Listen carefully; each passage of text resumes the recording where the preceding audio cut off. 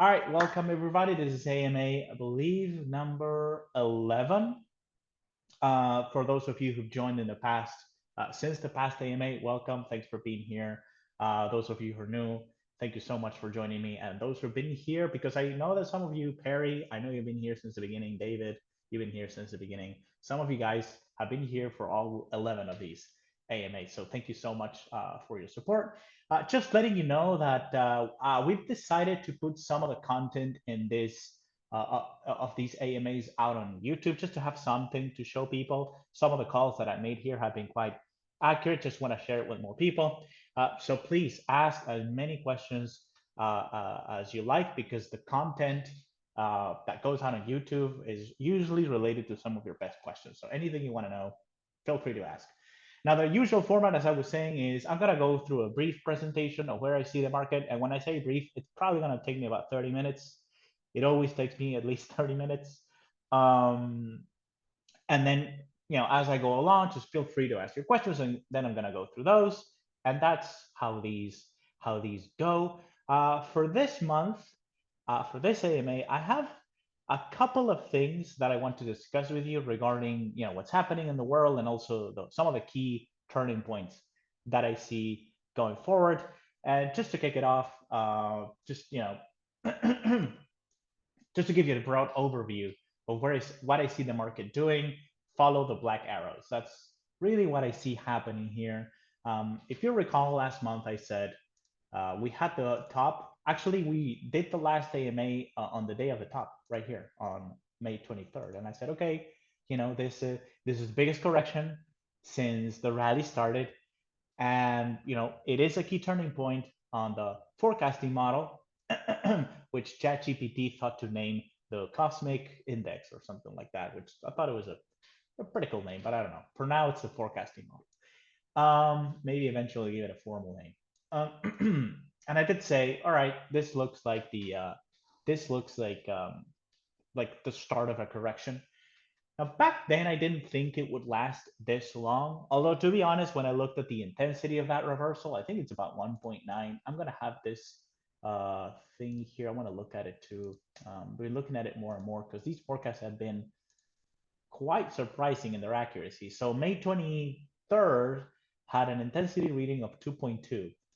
2.2 is actually pretty intense reading. So, I don't know why I said I think it's going to be a short correction. I don't know. I guess I'm biased to think. I have a upside bias in crypto. I always think it's gonna go up. Not that I really do. I did say it's gonna correct, but honestly, if I just looked at the forecasting model, there was no reason for me to think that the correction would be shallow. Now, the fact that it was a breakout and Bitcoin was trading at all-time highs and the momentum for this rally, at least going into that breakout, into that high on May 23rd, it was pretty strong momentum.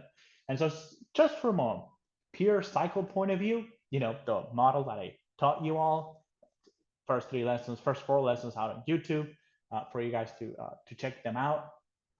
By the way, Bitcoin's coming over the next month or so. By the time of the next AMA, I'm probably going to have the Bitcoin lesson 7 out on YouTube as well, re-edited and reworked. So I didn't think, I looked at it from a pure cycle perspective. That's why I said I don't think it's going to be such a severe correction. I still don't think it was a severe correction from a price perspective. I think Bitcoin went down 10%, 15%. I think as of June 22nd, yeah, 12% correction. So not severe, but it did last an awful lot of time.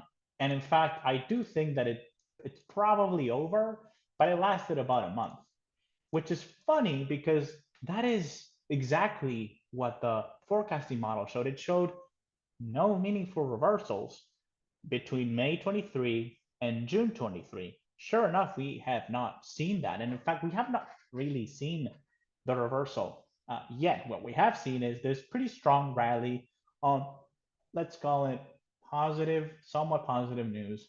For those who were not paying attention, if you were living under a rock, what happened on Sunday, June 22nd, is Trump administration decided to bomb some of Iran's nuclear facilities, and then the next day on Monday he declared a ceasefire. But I think he declared a ceasefire late on Sunday. At least it was late for me here in the EU. He declared a ceasefire. Marcus breathed a sigh of relief. To this day, I've seen more headlines. I'm actually following the conflict quite closely because I think it will re-intensify when I get into that in this brief presentation. I do think the conflict will intensify probably as we head into August, but maybe as early as July. And the market is reacting to that. Now, the fact that all the headlines that are coming out saying, well, this ceasefire is not going to last, which I happen to agree with, but the market is not reacting, which tells me that this is what some people have said all along, is that this will be a contained conflict. It's a regional conflict. It won't spill over into World War III type conflict, at least for now. I don't know about next year. I haven't even run the forecast for next year. However, looking at some of the cycles that are hitting in 2026, I'm referring also to Marty Armstrong's work. I've been shared his war cycle forecast. I think it was yesterday that I looked at the arrays. It's confidential, so I can't show it with you, but I can tell you what the contents of it. And the war cycle pretty much peaks in 2026. So 26, maybe even worse as far as war goes. But markets seem to be calming down here. And again, in spite of all the headlines saying, hey, the ceasefire won't last, the fact of the matter is the markets are shrugging it off. And I'm a markets guy, so the markets are dismissing it. I tend to dismiss it too. Not only that, I noticed this morning the S&P is trading at all-time highs. So it broke to new all-time highs yesterday. It's following through to the upside today. Stock market at all-time highs tells me markets are not worried about war. If I look at oil, which I don't really look at it a lot. I should be having it over here. There we go. So oil again breathed a sigh of relief on the 23rd of June. You can see that the 23rd of June is not just a major reversal for Bitcoin, even though the forecasts are based on Bitcoin. They spill over, or rather, they affect global markets. It's not just a crypto story. So June 23rd, oil, major reversal here on the price of oil. Again, tells me the markets are quiet, at least for now. They're dismissing what's happening in the Middle East as a regional conflict, if that. So that's good, with air quotes. It's okay, I suppose. So what am I watching now? Well, what I'm watching now is the fact that July 7th is still upon us. It's about, what, is it 10, 11 days from now? Actually, we can count that. So let me just count that. There we go. So today is the 27th, and 10 days from now is July 7th. And July 7th is a pretty high intensity reading. In fact, if I pull up the chart here, it's a reading of 2.7, which is as high as the reversals that I'm seeing for early August. It's funny how we are shifting from late in the month, so May 23rd, June 23rd. Now we're shifting, it seems, and the critical dates are July 7th, which is upcoming in about 10 days. And then we have the period between August 3 and August 11. And this is a critical period. This is where I think we might see the conflict flare up again. But again, just more on that in just a minute. So what I see coming up next is I think we're going to see, we're probably going to see what I've described here with the arrows. This is really what I'm thinking. I don't think that, again, maybe I'm wrong. I could be completely wrong about this, but it seems to, I don't think that July 7th will produce another crash. I don't think markets will crash into July 7th. And specifically from a cycle perspective, I don't think we're going to make a new low on July 7th. I think this, and again, this is just based on pure cycles. I think that June 23 was an 80-day cycle low. Now, the reason for that is you cannot see it here, but if I bring up any chart like Solana here, and I bring up the 80-day FLD, notice, remember from lesson 3, that the FLDs can be used to forecast highs or lows. And I say in lesson 3, these don't work very often, but sometimes they do. And when they work, they tend to continue to work until there's a trend developing. In other words, FLD forecasts don't work at all when the markets are trending. When the markets are trending, you cannot use the blue line here, the 80-day FLD, which is the 20-day moving average. And let me make sure I have it right. Yes, the 20-day moving average, we move it forward by 1.5 times the period. So that's a 30-day offset here on TradingView. And when the markets are range bound, like they're now, actually the FLD forecasts, they do work pretty well. So you can see here that just ignoring any forecasts, any forecasting model, which does not use FLDs, it doesn't use that at all. You know what that is made out of. We had this forecast here for the 16th of May. I'm using Solana as an example, but the same is true across most altcoins. And so we didn't need the forecasting model this time around because markets are flat. They seem to be describing, I believe this is a 16-month low here on April 7th. That comes straight out of the forecasting model, which showed April 7th as the highest intensity reversal. So it tells me this is probably a 16-month low or a 320-day cycle low. It took place here on the 7th of April. Now, following that FLD, it told us to expect a high around May 16 here on Solana, and we did indeed see a high. In the case of Solana and a bunch of other altcoins, the high was on May 13, and then there's a retest here on May 23rd. Well, the same FLD on this flat neutral cycle is telling us to expect a low sometime. What's the date? Let's see what the date is. Sometime here in June 27th. So we're right around the orb for an 80-day cycle low. Now, admittedly, in the case of the altcoins, June 23 is pretty much as good as July. Well, it's actually a little bit further away. But I guess this case in this chart, yeah, we could see the low here on July 7th. But notice that in terms of time, it's a bit far too removed from the FLD forecast. I would still consider it to be a success. Honestly, if we get an 80-day cycle low on July 7th on this chart, I would say, yeah, the FLD did kind of point to the timing of the low. But at the same time, June 22nd is a lot closer to the FLD forecast. You can see it here. This is just like 4 days away from the FLD forecast, and the other one is a little further away. So this is 5 days from the FLD forecast. The other one is 10 days. So just you catch what I'm saying, right? I mean, it does seem to me that June 23 may have been an 80-day cycle low, at least in Bitcoin. I'm not talking about this one. I'm not talking about Solana. Solana, I would not be surprised to see, because the altcoins are trading quite heavily. So I would not be surprised to see new lows in the alts, but I think Bitcoin holds. So going back to Bitcoin, so this is what would happen. Solana would fall into a low on July 7th, a new low. Based on this chart, yeah, I would not be surprised to see that. If I look at Ethereum here just briefly, the FLD, the filter rather, I turn this into a filter. It does seem to be pointing to an 80-day. Hey, oh, that's negative 20. Negative 20. There we go. See, that's the brain fog I get when I'm a little sick. So it does seem to be pointing to an 80-day cycle high somewhere in here, just like the rest of the altcoins. We don't see much of a sign of an 80-day cycle low looking at Ethereum's chart. It's a pretty significant recovery that we've seen so far, but I tend to want to see a crossover of the red line here, which is the 20-day cycle FLD. 20-day cycle FLD, I use it as a short-term indicator for reversals. And when the 80-day cycle is due, as it is now, and in fact, if we count the number of days since the 80-day cycle low, I think we're right at the 80-day mark. So it's been, today is, at least based on Ethereum, is 79 days since this 80-day cycle started in April. But actually, the critical date was April 7. If we start to count on April 7, we are 81 days into this 80-day cycle, which means, yes, there's a lot of things that point to June 23rd being the latest 80-day cycle low in crypto. It's just not confirmed by anything other than, going back to this, Bitcoin itself. So deleting some of these lines.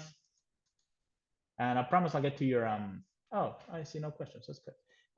Thanks, Barry, by the way, for sharing that with everybody so you can see the forecast. I'm leaning more and more on that, relying more and more on that forecasting model because it has been incredibly accurate this year. Now, last year it was super accurate too, but this year I've been quite pleasantly surprised by the results. It has been like having a crystal ball, like as closest to having a crystal ball as I've ever seen in the market.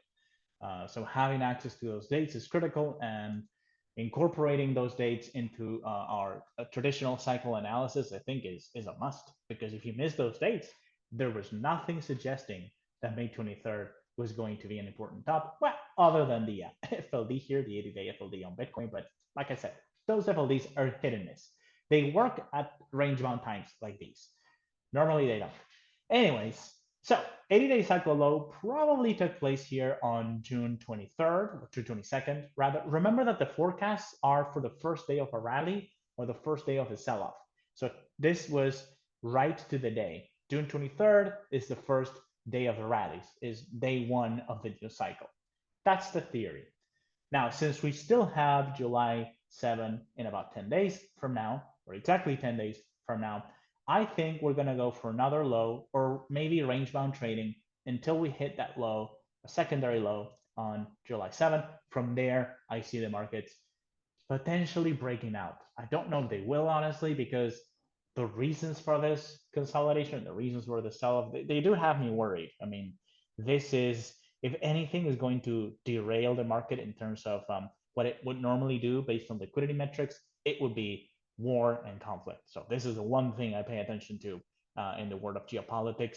I tend to ignore things like I think tariffs and the like. They could cause a recession into 2026. In fact, I think they probably will. Fed interest rate policy, it doesn't directly affect crypto. It only affects liquidity. And so it only really affects liquidity with a lag. So interest rates don't really affect the markets or the outlook for a liquidity sensitive asset like Bitcoin right away. It does affect it over time, but I tend to ignore all of those. I just look at liquidity metrics, which point to a sustained rally between now and August. But if bombs are falling in the Middle East and the Ukraine-Russia war intensifies and we get more negative headlines out of that battlefront, I don't see the market. I don't see the optimism required. I think I said that on Discord. I said I just don't see the optimism required for a powerful rally on any market. Maybe the stock market would still rally because the stock market has a tendency to go up. This is what I teach in lesson 4, positive drift. If unless the world is falling apart, you should expect the stock market to rally. However, all other assets, you cannot say the same thing about them. Anyways, so July 7 has a higher intensity reading than than June 23, so it should be a significant date. I should remind you all though that some of these dates don't produce anything. Some of them. Usually the high intensity dates they do produce something, but hey, like I said, it's not a deterministic model, so maybe nothing happens on July 7th. I'm leaning toward yes, something's going to happen on that date. What I think is going to happen is a secondary bottom, maybe positive news. So maybe July 7th is a catalyst for something positive, something that shifts the trend in this market and takes us out of this range, and the 80-day cycle proceeds higher from there. That's what should happen. If you want to know specifically what I'm talking about, I'm thinking July 7 is going to be something like, and I think I said this in the last AMA too. It's going to be something like, what I'm seeing is something like what happened here on November 4th. So November 4th of 2024 was also a high intensity reading on my forecasting model for a low. So an important or critical low was forecast by my timing model for November 4, which happened to be the US election. It wasn't from a cycle perspective an important low. It's just a 20-day cycle low. And if you look at this chart, there's quite a few 20-day cycle lows exactly like it. So you have this one. This one was October 24th. We got this one in October on October 10. You could even point to this one in early October. So you got these 4 lows. They don't stand out from one another. However, this one, the 4th one, this one here, this was the low before the breakout. And again, and I know I said that this last time, but it bears repeating. This day here, I believe this was November 6th. So November 6th, after this low on November 4, was the breakout into a new all-time high for Bitcoin. And notice that this was a trading range that lasted 8 months. So was the low on November 4th important? Absolutely, it was critical. It was the low before the breakout, but it wasn't important from a pure cycle perspective. It's just another 20-day cycle low, and Bitcoin had been making similar 20-day cycle lows going into that specific low on November 4 prior to it. So the entire month of October, it was making similar lows. The only thing that makes this one stand out again is the breakout that came right after it. So I see July 7, and again, I could be wrong. Maybe the markets crash. We can get into that if you want. We can discuss different scenarios. Maybe we're about to have a major crash. If we do, I would be worried about the sustainability of this uptrend. But so far, just trying to combine the cycle picture, the fact that Bitcoin is trading at new all-time highs, the last um, the last 80-day cycle tops, this double top here was on the 106 level. Bitcoin is trading above that, so this solid line here is quite important in the sense that Bitcoin seems to be holding pretty well above the $100,000 level. This is the other level that I highlighted here, 100K. So Bitcoin is holding steady above 100K.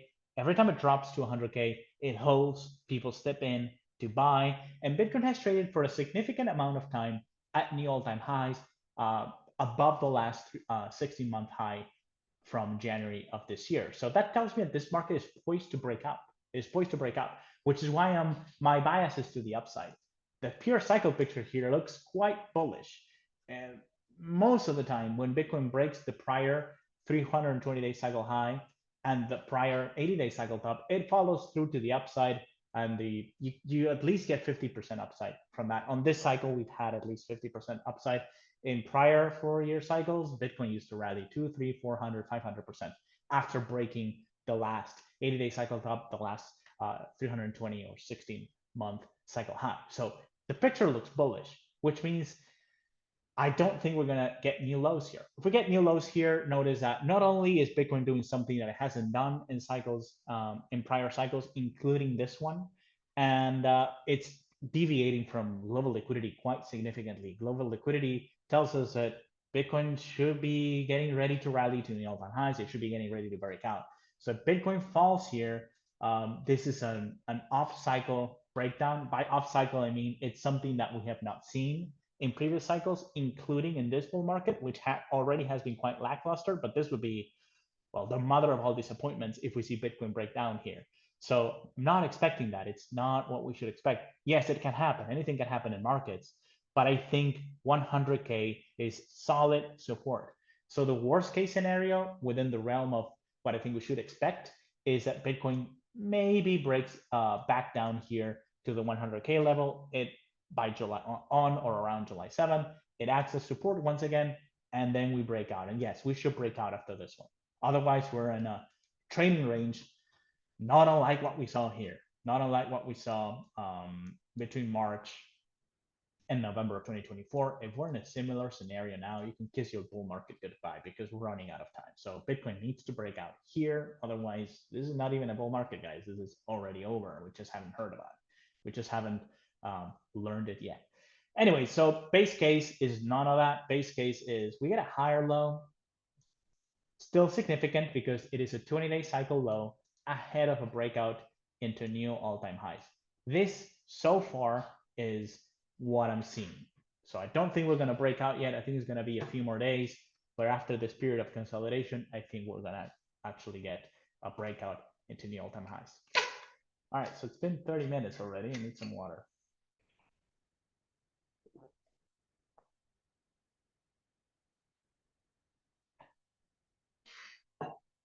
All right.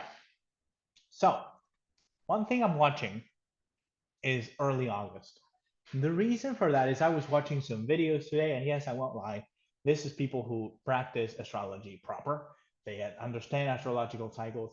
And ever since I noticed that my timing model does seem to work, I've been paying more attention, trying to get a sense of which dates out of all of these I should pay the most attention to beyond the pure intensity reading. Because if you look at the forecasting model for the rest of the year, we have a bunch of 2.7s and 2.5s and 3.1s. And so there's just a whole lot of readings between 2.5, let's call it, and 3.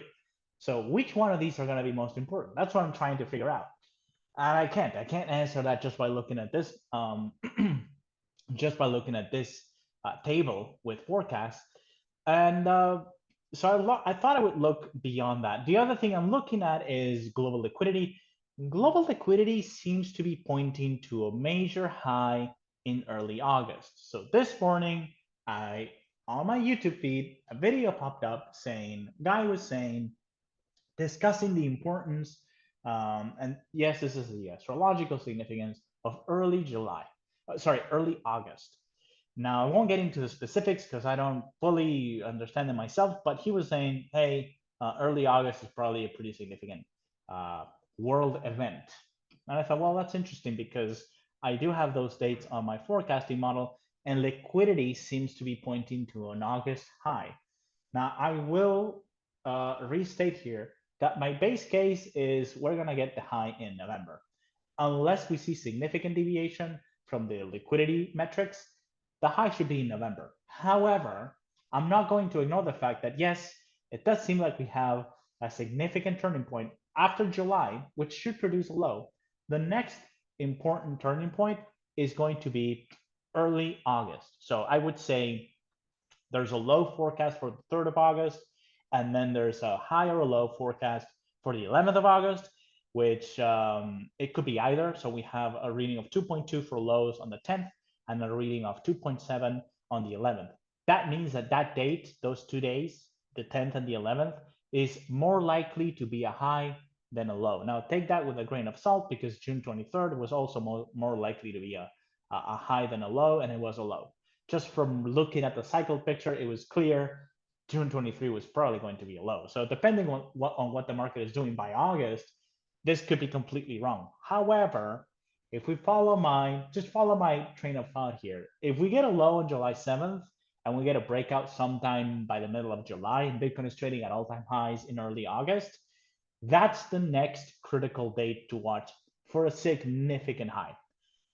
Just based on this research that I'm doing, this liquidity, and what some other people who are also making forecasts are saying. So August could be, it could very well be, and I know we discussed this on the Discord, but I just want to emphasize or re-emphasize it. Yes, it looks like August could produce a major high in the price of Bitcoin. So let's see, where would we be if August is a major high? Let's say the 11th is a high.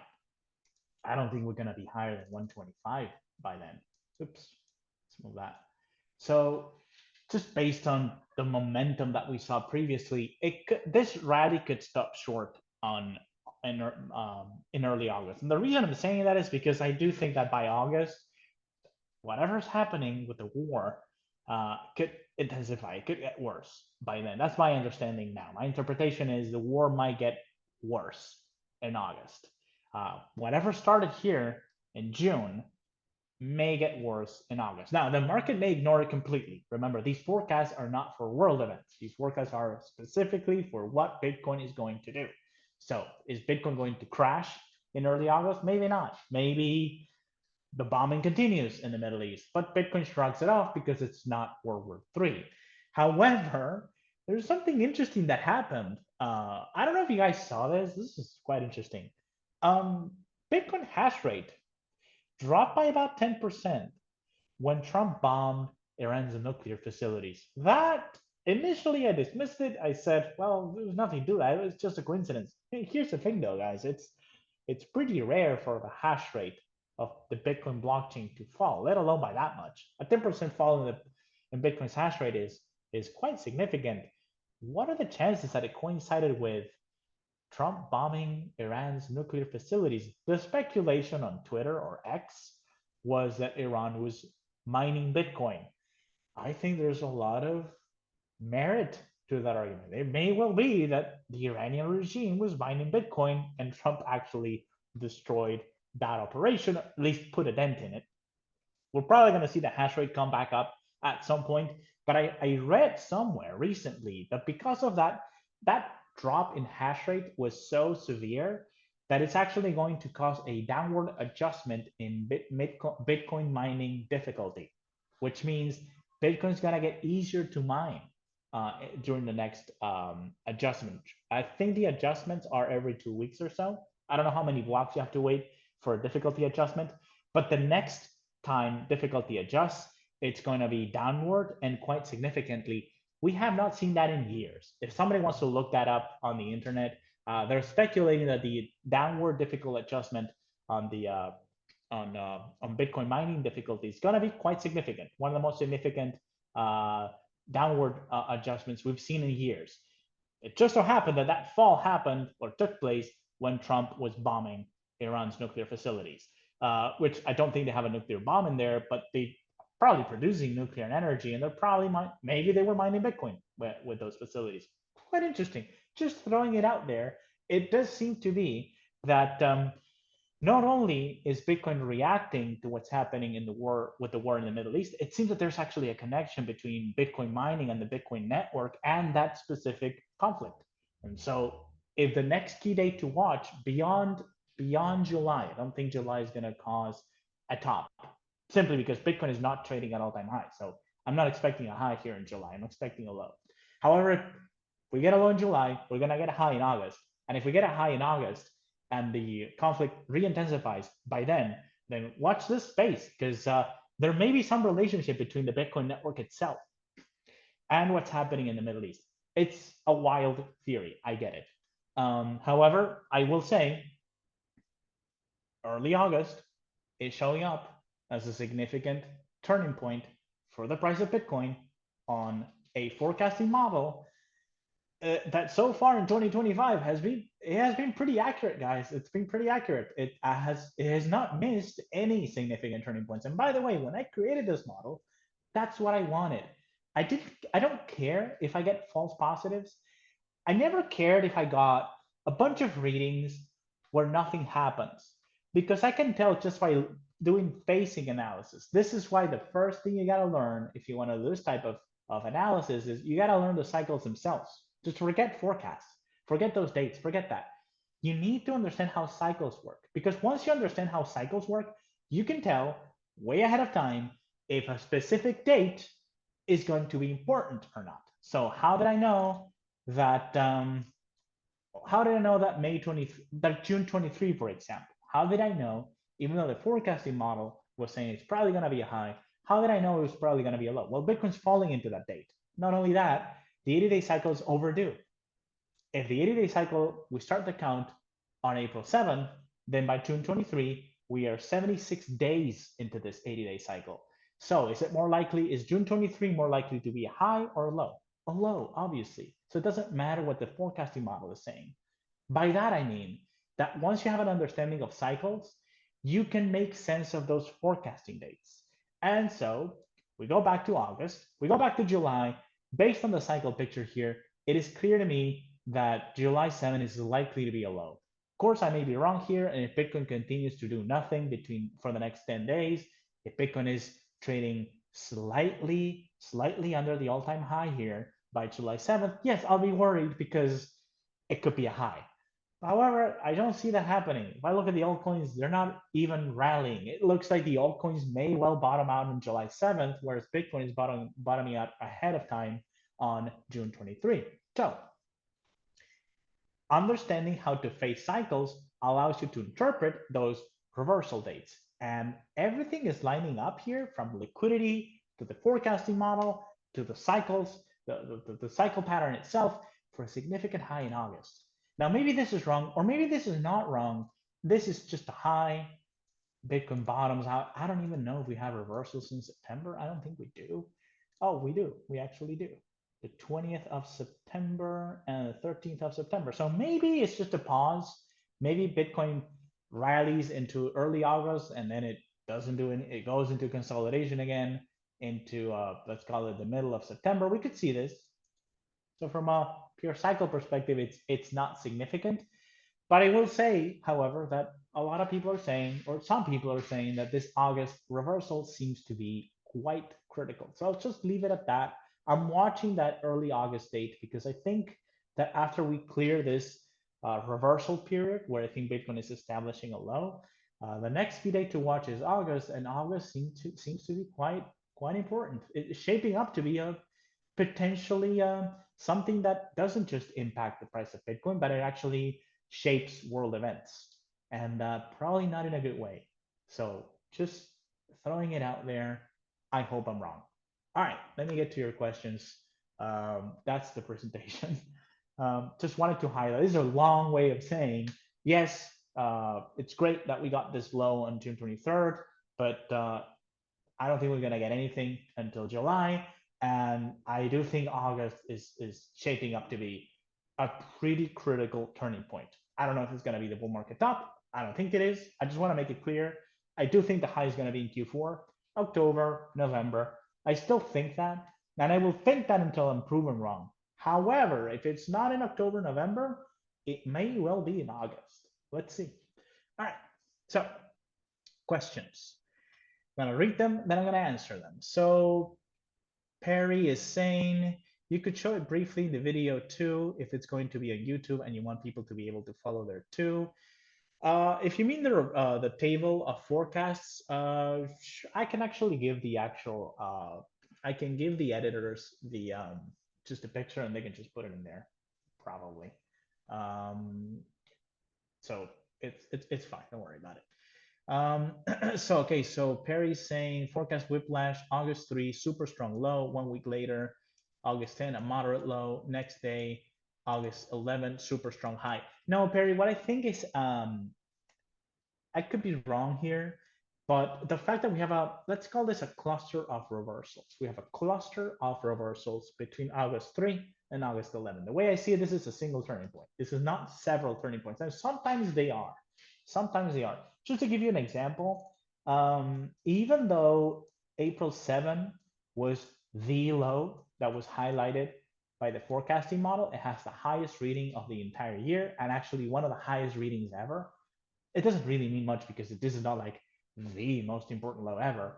However, of the past 3 days or so, like 3 years or so, like since 2023, April 7 had the highest reading of any day. So it was significant, at least from that model's perspective. However, there was a cluster of reversals between between April 7 and I believe April 23rd, something like that. Let me look. Let me take a look at that. So between, you can see it here, that between April 7 and April 24, there's a bunch of reversals. Now, what was happening at the time? So it's important, context is important. What was happening at the time in early April, the first half of April, and throughout the month of April, what was happening is Bitcoin has been falling for months. So we're looking for a significant bottom. We're looking for a 16-month low or a 320-day cycle low. I actually need to, I need to figure out what to call that cycle because it used to be 320 days, and it switched to 16 months. Now it's back to 320 days. So I don't know what to call that cycle. Maybe I should just change the name entirely. Anyways, I digress.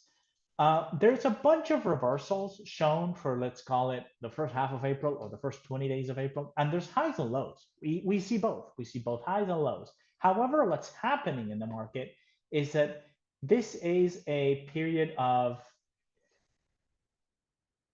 well, you can look at it in one of several ways. But the way I looked at it is this is it's a cluster of reversals, and so what it's going to produce is a low because prices are falling into it. It may be, however, this is what happened here. Again, this is one of the many ways that this forecasting model could be useful, is that the fact that we had a bunch of highs and lows for April, ending with a low with a high intensity low. We had a high intensity low on the 16th and a high intensity low on the 23rd of April. And notice that once we cleared all those dates, Bitcoin was, quote, free to rally. However, if you look at it strictly from a strict point of view, we could also say, well, we have a high for the 24th of April. There is no high on the 24th of April. That would be one interpretation. I think you would be wrong to have that interpretation simply because when you have a bunch of reversals clustered together, as we did in April, the trend is going to reverse. So if prices are falling into April, you're going to get a low. You're not going to get a high. You're going to get a low. And that's what we saw in April.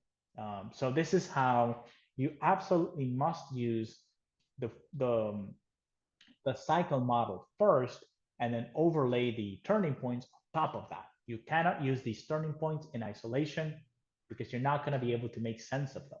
However, if we understood by early April, we should be looking for a significant low, then we can use the forecasting model to try and get some precision on when exactly that low is going to take place. And notice that just looking at this, not knowing what happened back in what actually happened in April, I would have said, well, it's most likely going to be on the 7th of April. If it's not the 7th of April, it could be on the 16th. And if it's not on the 16th, it might be on the 20th, it might be on the 23rd. But I always looked at that cluster as a single turning point. That's the main takeaway here. This entire period here was a single turning point. Let me show you another example. You just brought it up. August, we have a bunch of reversals between the 3rd of August and the 11th of August. And by the way, there's actually more of these dates. I actually only selected the peaks in the forecasting model. Uh, the area between the 3rd of August and the 11th of August, all of those days, so all those 7 days, 8 days, have a reading above one. So the entire week, that entire 7 or 8 day period is highlighted as a reversal. The same thing was true in April. The whole of April was highlighted as a reversal. The intensity reading on between uh, April 7th and April 24th, that entire period, the reading for every single day was above one. So technically, any one of those days could have been a low. However, and I was right to look at it that way, it seems that you should look at the highest peaks within those days. So if you have an entire month where the reading is above one, you should look at the peaks. When is the reading the highest? That's when you're most likely to get a reversal. Another one of these periods is November, all of November. It's not just November 2, November 3, November 4, November 6, November 20, November 21, November 22, and November 30. It's the entire month of November that actually has a reading above one. So we could see a high or a low or a significant turning point sometime in November. No, I don't love that. I would normally want to get more accuracy from this forecasting model. But yeah, sometimes you have a whole cluster of dates. However, like I said, it points to a single reversal. So August is going to be either a high or a low. We may get some chop. There is some truth to this, Perry. Sometimes if you go into a period where you see a lot of highs and lows, you do get a little bit of whiplash, but you tend to have either a high or low. Sometimes what I've seen is that if you have several highs, for example, the market seems to be hitting those highs and then it turns down. That's what happened here, for example. What I remember is this happened here. In 2024, we had a very high reading for a high in March 9. The actual high was March 13. I actually remember this one because I had ChatGPT review the forecasting model just to see if it could help me identify turning points. And what it said is it noticed that there was a cluster of reversals between May 9 and I believe it was April 11. So had a bunch of we had a bunch of reversals here, just laid out for the entire month between like March 9 and April 11. And what happened is you can see that Bitcoin went on and made several attempts to break out, and they were all met with resistance. So we have this run the top, if you will, where Bitcoin is falling. Then some of these forecasts lined up for a low, so we get these 20-day cycle lows, and it tries to break out again. It goes down, but then once you clear that cluster, that high intensity period, the market was free to turn down. And I do believe, I could be wrong here, but I think the same thing was happening here in this time period here. This is the high in the second half of December of last year and the final high on January 20th. I don't think January 20th is highlighted as an important reversal on the forecasting model. This one was though. November 16th, I think, was the date. And we got the high or the first day of the sell off on the 18th of December. But this entire period was also meant, there was a bunch of reversals showing up for this entire period. And what happened is once we cleared out of that period, the market was, quote, free to fall.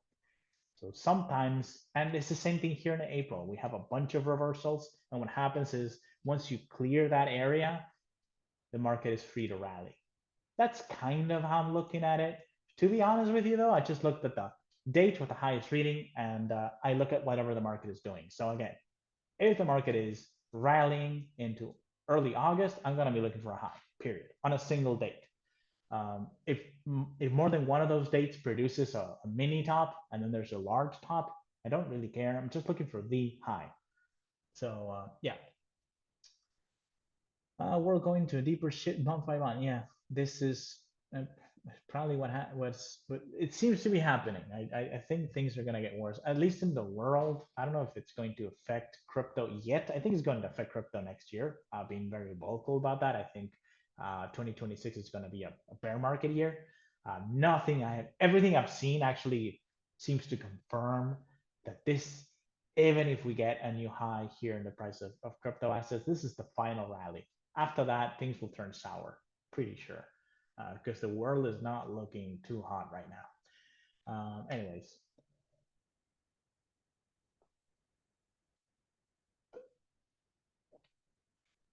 so Perry's asking, July 1st is the end of Q2 and the start of Q3 too. I think that means a lot to many people. Do you think that can trigger strong market directionality too? Could be. What I would say though is all of these highs and lows we have seen. So I won't say all. The last three turning points that we have seen line up with the forecasting model. Were all related to something that happened in the real world. Funny enough, they're all related to Trump. How about that? So April 7th is when Trump announced the pause. If it wasn't on the 7th, it was on the 9th. I don't remember exactly when it was. There's a 4-day margin of error for these dates. The reason I bring that up is because there's a double bottom between the 7th and the 9th of April. So it doesn't really matter which one you think was the low. The fact of the matter is, at some point in this time period between the 7th and the 9th, I don't remember the exact date, but Trump announced a 90-day pause on his Liberation Day tariffs. I believe he announced the tariffs on this date here on the 2nd of April. Again, I don't, this is from memory. I don't exactly remember. Just looking at how the market reacted to that though, because I do seem to remember that the market was somewhat optimistic going into the announcement. Then he came out with this table and he put tariffs on islands with penguins and whatever, and the market crashed. Then a few days later, Trump seemed to backtrack on that. He didn't really backtrack. He just put a pause on tariffs, which showed to the market that he's willing to negotiate. He doesn't really mean it, or at least that was the hope.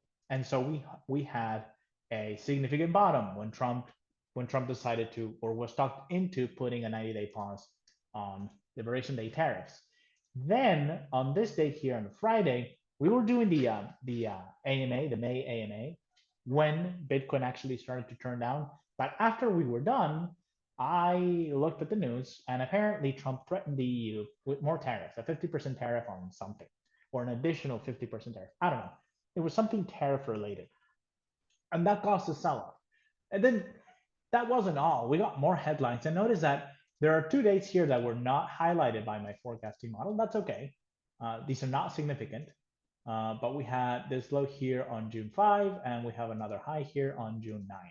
I don't remember what happened on those, but I do remember very well because I was paying very close attention. I was like, hey, what are the chances Bitcoin is falling into June 22nd? I was actually on vacation here in Granada, beautiful city, on the Sunday, and I was glued to my screen because things were happening with the war between Iran and Israel. And I noticed, well, what are the chances that this just so happened to heat up? Trump just so happened to decide to intervene in this war in favor of Israel on June 22nd. What are the chances? This is the date that I was watching, June 22nd. And lo and behold, this is what happens. And this is why I didn't think the war would escalate. You know why? Because I thought, well, Bitcoin's falling into this date. My forecasting model is telling me that June 22nd, that June 23 is going to be a rally. Therefore, June 22nd will probably produce a major low. And I've been waiting for that date. I have been waiting for that date since May, since the high on May 23rd. So since the high on May 23rd, I had been waiting for June 22nd. On that specific date, Trump intervenes in the war, and the very next day or a few hours later, he announces a ceasefire and the markets rallied. What are the chances? So what I'm trying to say here is that all of these turning points, or the last three turning points, have lined up with important world events somewhat related to Trump. So I think that if we follow that logic, or if that continues to be the case, then July 7th is probably going to be something. Something's going to happen on that day. So 10 days from now, we might get more headlines, more developments. Maybe it has nothing to do with the Middle East war. Notice that the correction started because Trump threatened the EU with tariffs, and it seems to have ended because Trump decided to declare a ceasefire between Israel and Iran, which just following the news, trying to understand that conflict. I'm passionate about geopolitics in general. Like I pay attention, even if it doesn't relate to crypto markets at all, but it just so happens that it is relating to crypto. So it's doubly important for me, if that's a term. And I do think that July 7 may not be strictly related to maybe it's the Fed. As I don't know when the Fed is meeting. I think they're meeting in July. Maybe the Fed cuts rates on July or on or around July, because July 7 is what? It's a Tuesday. So no, it's not Tuesday, it's a Monday. I don't know when the Fed meeting is. Maybe it's related to maybe somebody, because it appears that the shadow Fed chair may have been chosen already. I saw that on Twitter too. Like there's rumors that the guy who's going to replace Powell, who's probably going to cut rates, may have been chosen already, and so there's a lot of chatter about what Fed policy is going to look post Powell. Maybe we get news related to that. Maybe it has nothing to do with the Mideast conflict, but I think something's going to happen, and I think it's going to be stronger than it's just a transition between Q2 and Q3. I think it's going to be important. Now, part of the reason I'm saying that is July 7 is a pretty high reading. 2.7, again, just looking at the table here, uh, is one of the highest readings we're going to get in 2025. So the highest reading was 3.2 on April 7, but then 2.7, there's a bunch of 2.7s. I think there's another three, yeah, here in October. So October 17, a reading of 3.1. But beyond that one, beyond the one on April 7 and October 17, a reading of 2.7 is as high as it gets. So I think July is going to be important from that point of view. It's going to be, I'm leaning on something happens. I don't know if it's going to be on the Middle East conflict. I think that might return in August. I think, just based on my understanding of these cycles. I think that might be in August, not really in July. So maybe this has nothing to do with that conflict, but it's going to have something to do with something that affects the market. That's my guess. I could be completely wrong. Maybe it's just a transition between Q1 and Q2. I will say though, the forecasting model had this. It pinpointed, I believe, I don't know if it was the 16th of December or the I don't, sorry, the 16th, the 17th, 18th. Actually, I think I have it here. Let me just have a quick look. I have it on another screen. Let me just have a quick look at this. Let's see. Just gotta mute these. Just a minute here. So the actual high was, yeah, it's the 15th. It's a reading of 1.8. So the actual high was a reading of 1.8 on the 15th. So it was right here. And again, these work within a few days. So the fact that the actual high or the first day of the fall was on the 18th, that's okay. That's okay. That's a hit as far as I'm concerned. And I don't recall anything happened in the second half of December. The only thing I remember is because I told you guys on Discord, I say, hey, Marty has just issued a warning for the second half of December. He said, beware with the second half of December. He specifically mentioned the stock market and crypto for that warning. What he was saying is that they're getting ready for war. War is going to get intensified in 2025. He was right about that, but there were no headlines in the second half of this. Nothing happened. It's just markets ran out of momentum.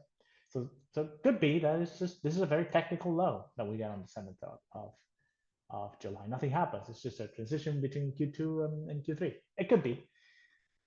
I'm thinking though, my sense is, and this is because that's what we've been getting so far this year, is something's going to happen 10 days from now. That's going to affect the price of crypto in a positive way, though. I think this one's going to be positive. So maybe, I don't know, maybe Netanyahu comes out and says, okay, I'm laying down my arms. We're done with the war. I don't know. That's a joke, by the way. I don't want to get too political with that one. But maybe it's like the markets really think that okay, there's definitely not gonna be a war in the Middle East, because right now I would say I would describe the sentiment as cautious. I don't think we're out of the woods. I don't think anybody feels that we're out of the woods yet. It's just a tenuous ceasefire that was achieved. Maybe they signed it into some kind of agreement 10 days from now. I don't know. I don't think Trump wants war. I think he wants the shooting and the killing to stop. He wants that in Russia, Ukraine too. So maybe he gets something out of that, or maybe it's related to tariffs. Maybe he says, I saw this morning that he reached a deal with China, but nobody's paying attention. The markets ignored it completely, which means he probably does not have a deal with China. Maybe 10 days from now he does have a deal with China. We'll see. It could be anything. It really could be anything. I don't really know. I just know it's going to be significant, and I know it probably is going to produce some type of headline, some type of development. That would be my guess. So gold and silver, platinum has been on fire too. I actually want to go into gold because I have an announcement to make. First, I need some water.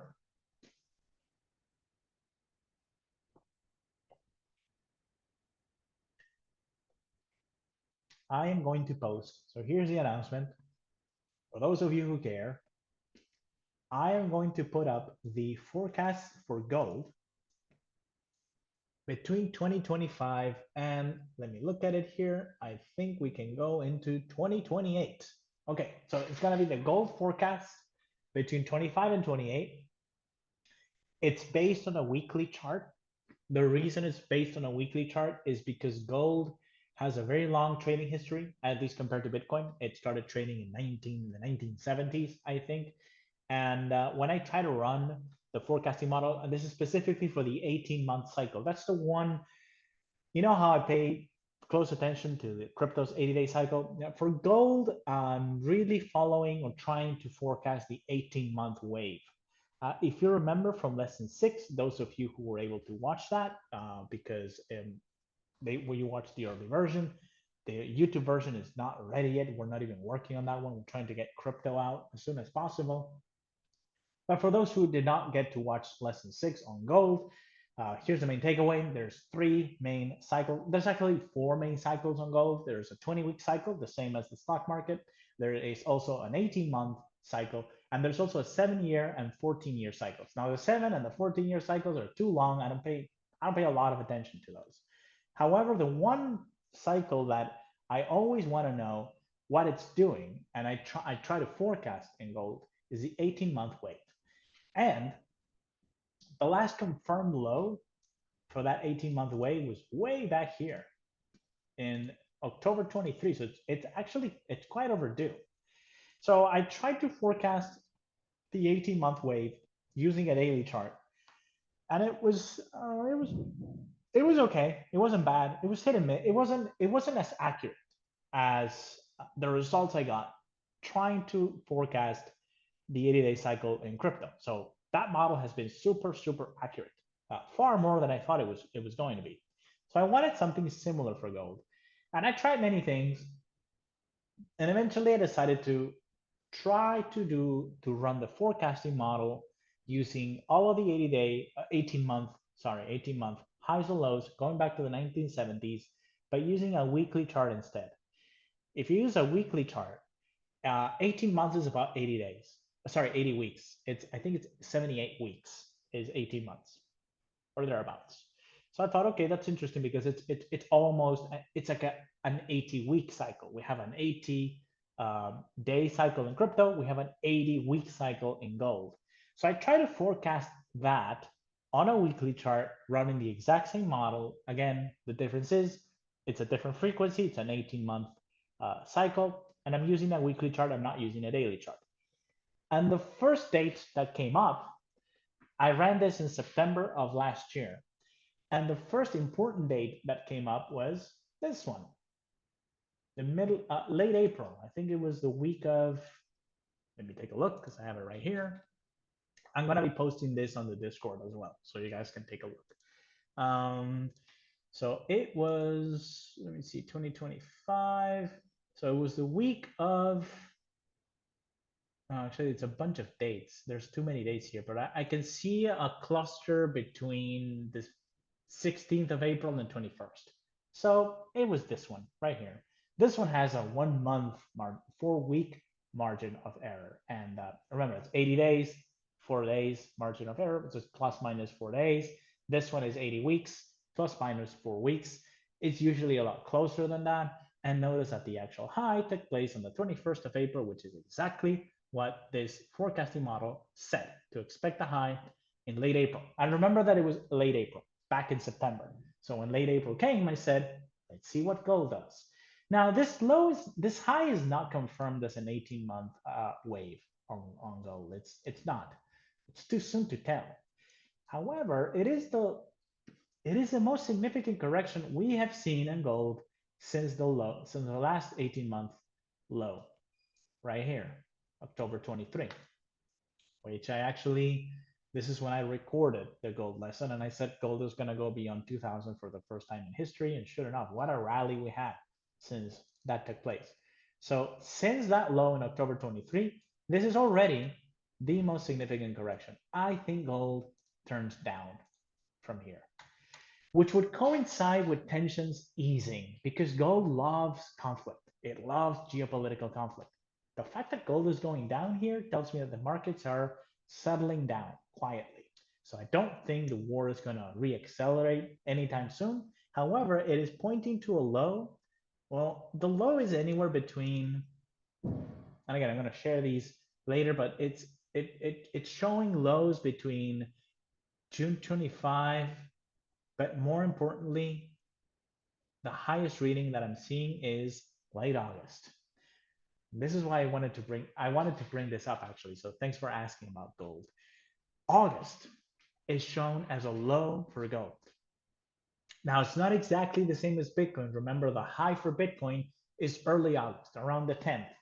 The low for gold would be for August 26th, although there is a pretty high reading also in late July, on July 29th. So that means the entire month of August is a likely low. And it's the highest reading. Not only that, look at this. It is the highest reading for gold between 2020 and 2028. So it's the highest reading for a low on this model in 8 years. It takes place on it takes place on August 26th of this year. This is the highest reading in 8 years. So it could be a very significant low on gold that we get in August. So notice what let's just put the pieces together. We have other forecasters saying early August, we have a configuration that's pretty intense for war and geopolitical conflict.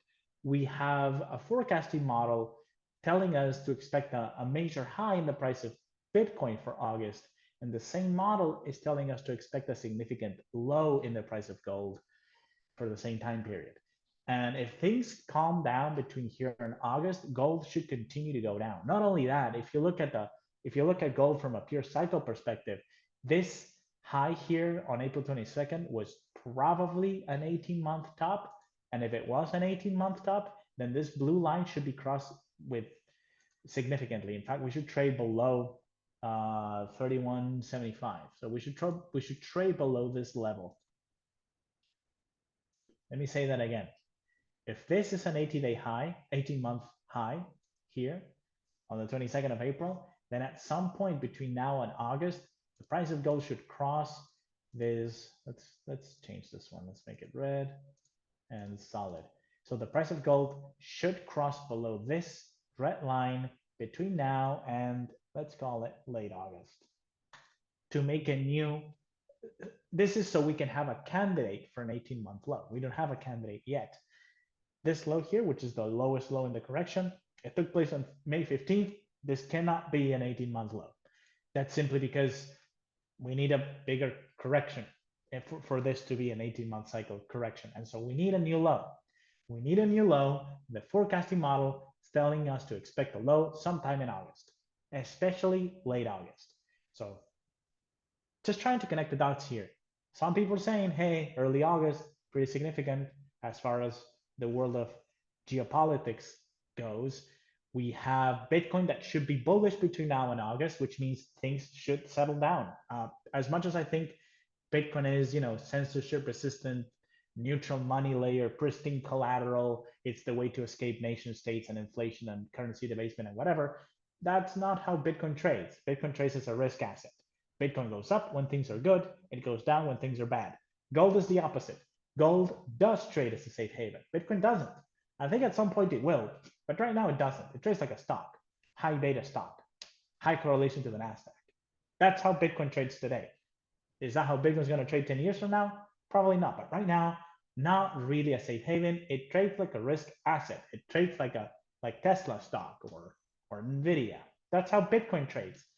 Gold is the ultimate de facto safe haven. This one does trade like a safe haven. People bid it up when there's war. In 2022, everything was going down except for gold.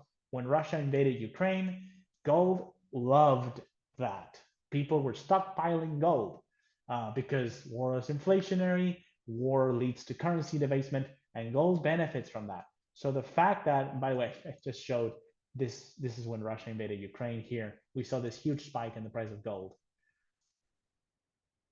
First on rumors, then confirmation that Putin was invading Ukraine.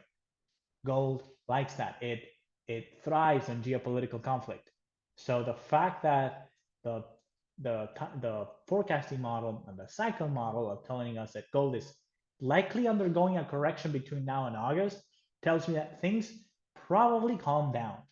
Now, as things calm down and they so they should calm down into August. Then there's some type of inflection point in August. And so, yeah, it looks like from several angles, it's starting to look like August is the next time we're going to see conflict flare up, either in the Middle East or it could be in Russia, Ukraine. I've seen some people speculate it may have something to do with nuclear energy. So maybe it's not a nuclear attack. I don't think we're going to see that, but maybe somebody blows up a nuclear power plant. It's actually been, the Russians have been saying that the Ukrainians are hitting one of the largest power plants in that region.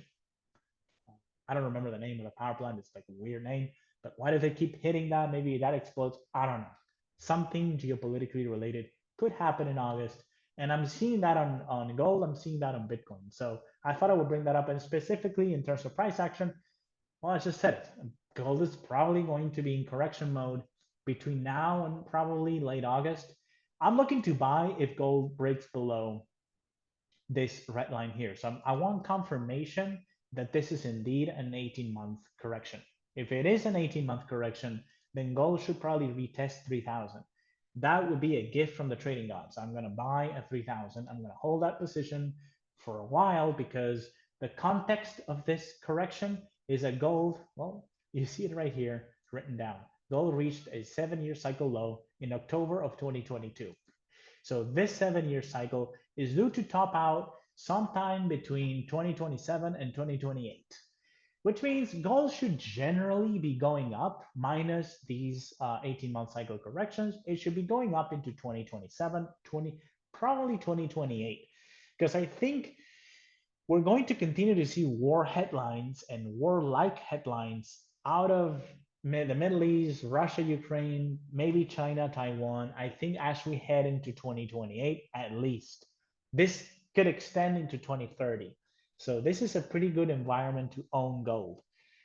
However, right now, I think things are seemingly calming down. I don't think they're calming down for real, but markets are breathing a sigh of relief, which should give us an entry opportunity into gold.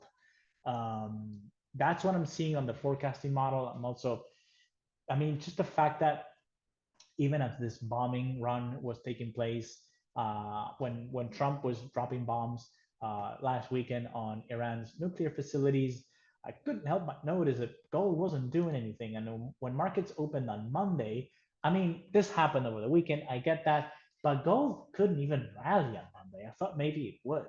It didn't, and then it started to sell off. And today it's selling off quite significantly. I don't even know why. It's down 1.5%. I don't even know why it's down 1.5%, but that's a pretty big move for gold. So I think we're headed back down for 3,000 as we head into mid to late August, and this should coincide with tensions in the Middle East and maybe Russia, Ukraine too. although the focus right now is in the Middle East. I think tensions should begin to ease now, but then something's going to happen. Something's going to lit the fuse or light the fuse come August. That's what I'm seeing on the forecasting model. And again, I'm going to share that on the Discord. I may only share the forecast between now and 26. Otherwise, it's just too much. I don't want to get, I don't want you guys to get overloaded with information. But for this 18-month cycle, we need a couple of years to get a sense of where these highs and lows should be. And it looks like the high was indeed in April, or at the very least, already I would say this high in April was already pretty significant, even though it's not confirmed to be an 18-month cycle high, but it is a quite significant correction and the most significant pause we've seen in this rally since October of 23. All right, so let's move on. Your chart is showing gold breaking the FLD2. What about drawing a VTL? So VTLs from gold, they're not super reliable, Perry. They're not super reliable. You can draw the 20-week cycle VTL right here. And I would say that's a pretty good target for the low of this correction. Maybe gold should break or test this low VTL, but it doesn't really have to, because it tends to have these, gold tends to accelerate as it begins to march higher. And that means it doesn't always cross the 20-week cycle VTL when it makes an 18-month high. I'm not really seeing that. I actually use FLDs quite a bit more on gold. I don't remember what the VTL was for this cycle, but let me just do some quick math here. So it is 78 weeks times 5, we divide that by 4, so it's 100 days. Let's bring up the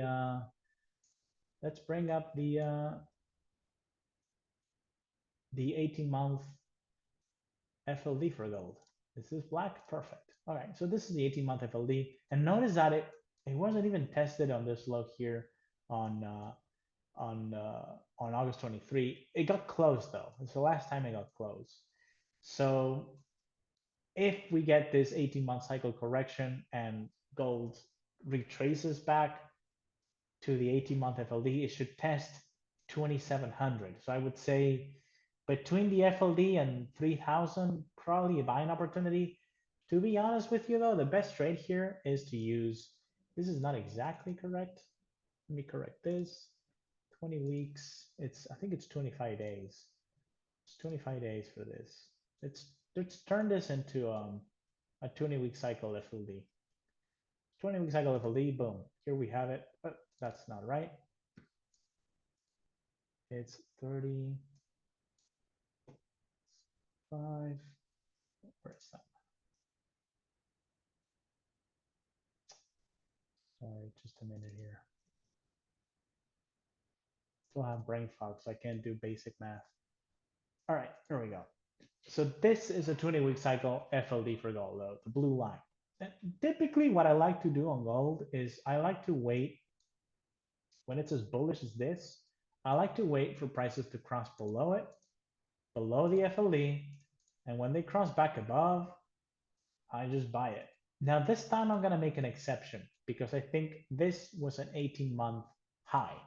So if gold were to do this, and delete this, and then cross back above, I wouldn't really buy that. I wouldn't really buy that because I don't think it's gonna make a new high. I don't think it's gonna make new highs above this. Let's paint this blue, green. I don't think it's gonna do that. I think if anything, it would retest the high end of the range and come back down. I'm really waiting for a break below 31. Let's call it 3150.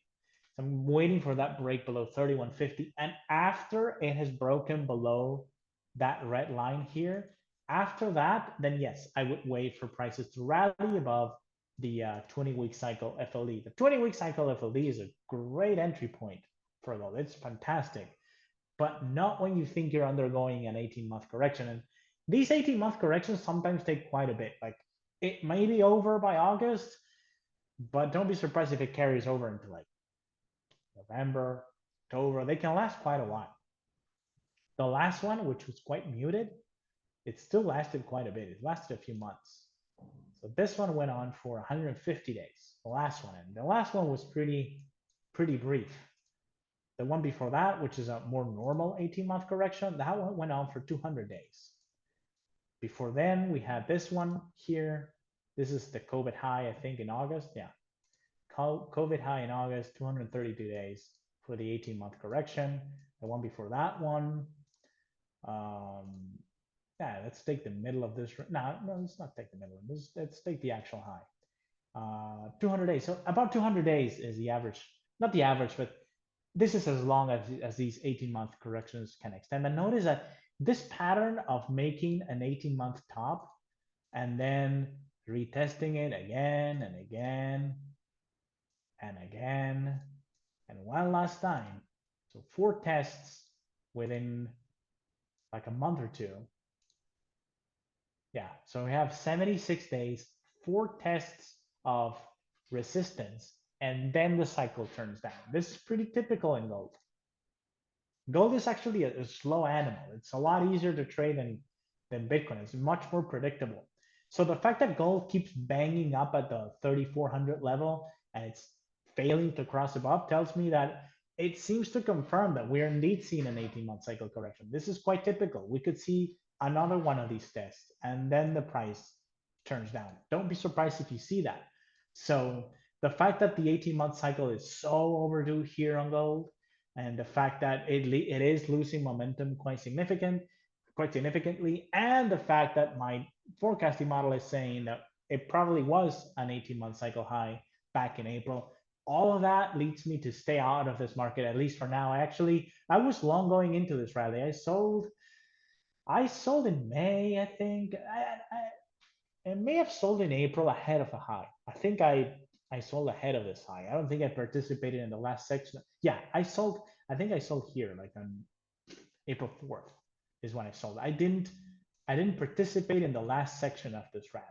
And as this rally was accelerating into late April, I remember thinking, well, I thought 2 things. Number one, why the fuck did I sell? I should have stayed on that trade.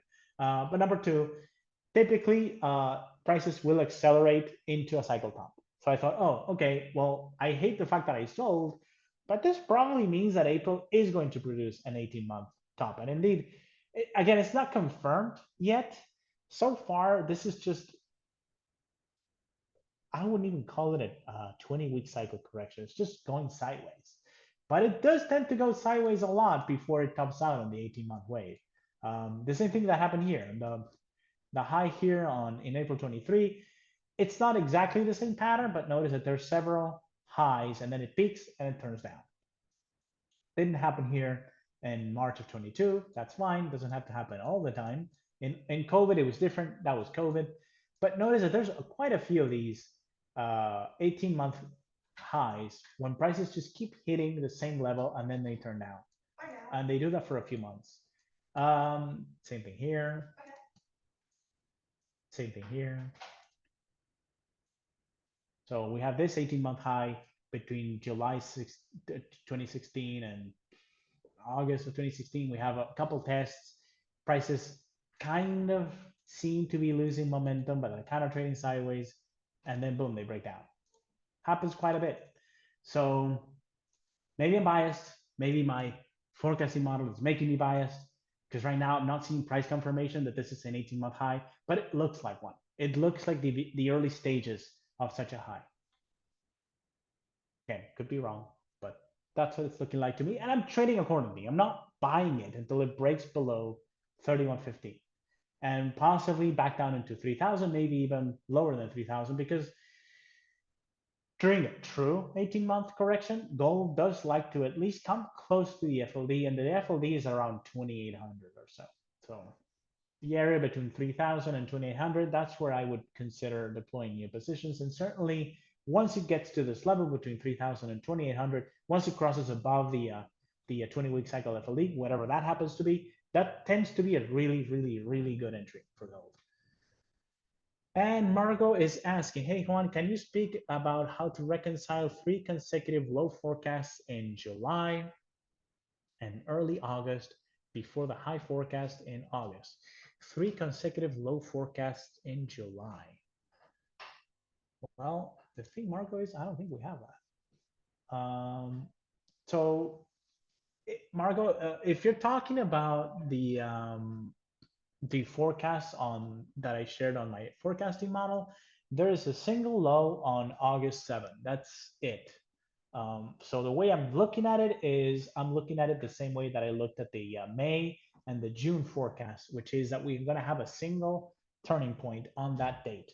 There is no cluster of reversals for July. It's just one. Now, if you're referring to specifically the one in August, as I was saying, the way I look at it is we're going to have a single turning point in August, in early August, and it's probably going to be a low. Sorry, high. It's probably going to be a high in August, but I'm assuming July is a low. So if you follow the logic, if July is a low and prices are rallying strongly between, let's say it's perfect, it's exactly what the forecast suggests, and it's a prices are going up between July 7th and August, let's call it August 11th. If that were the case, I would say August is going to be a high. However, if I don't know, if Bitcoin is falling into early August, then I would say that's probably going to be a low. Main takeaway is I don't think we're going to see a series of lows in August and highs. I just think the way I look at this is just a single turning point. It's not going to be a series of price reversals. It can be. I've seen that before, but typically it's just a single turning point, or at least that's what it should be. And just gonna scroll down here real quick, just in case you clarify that.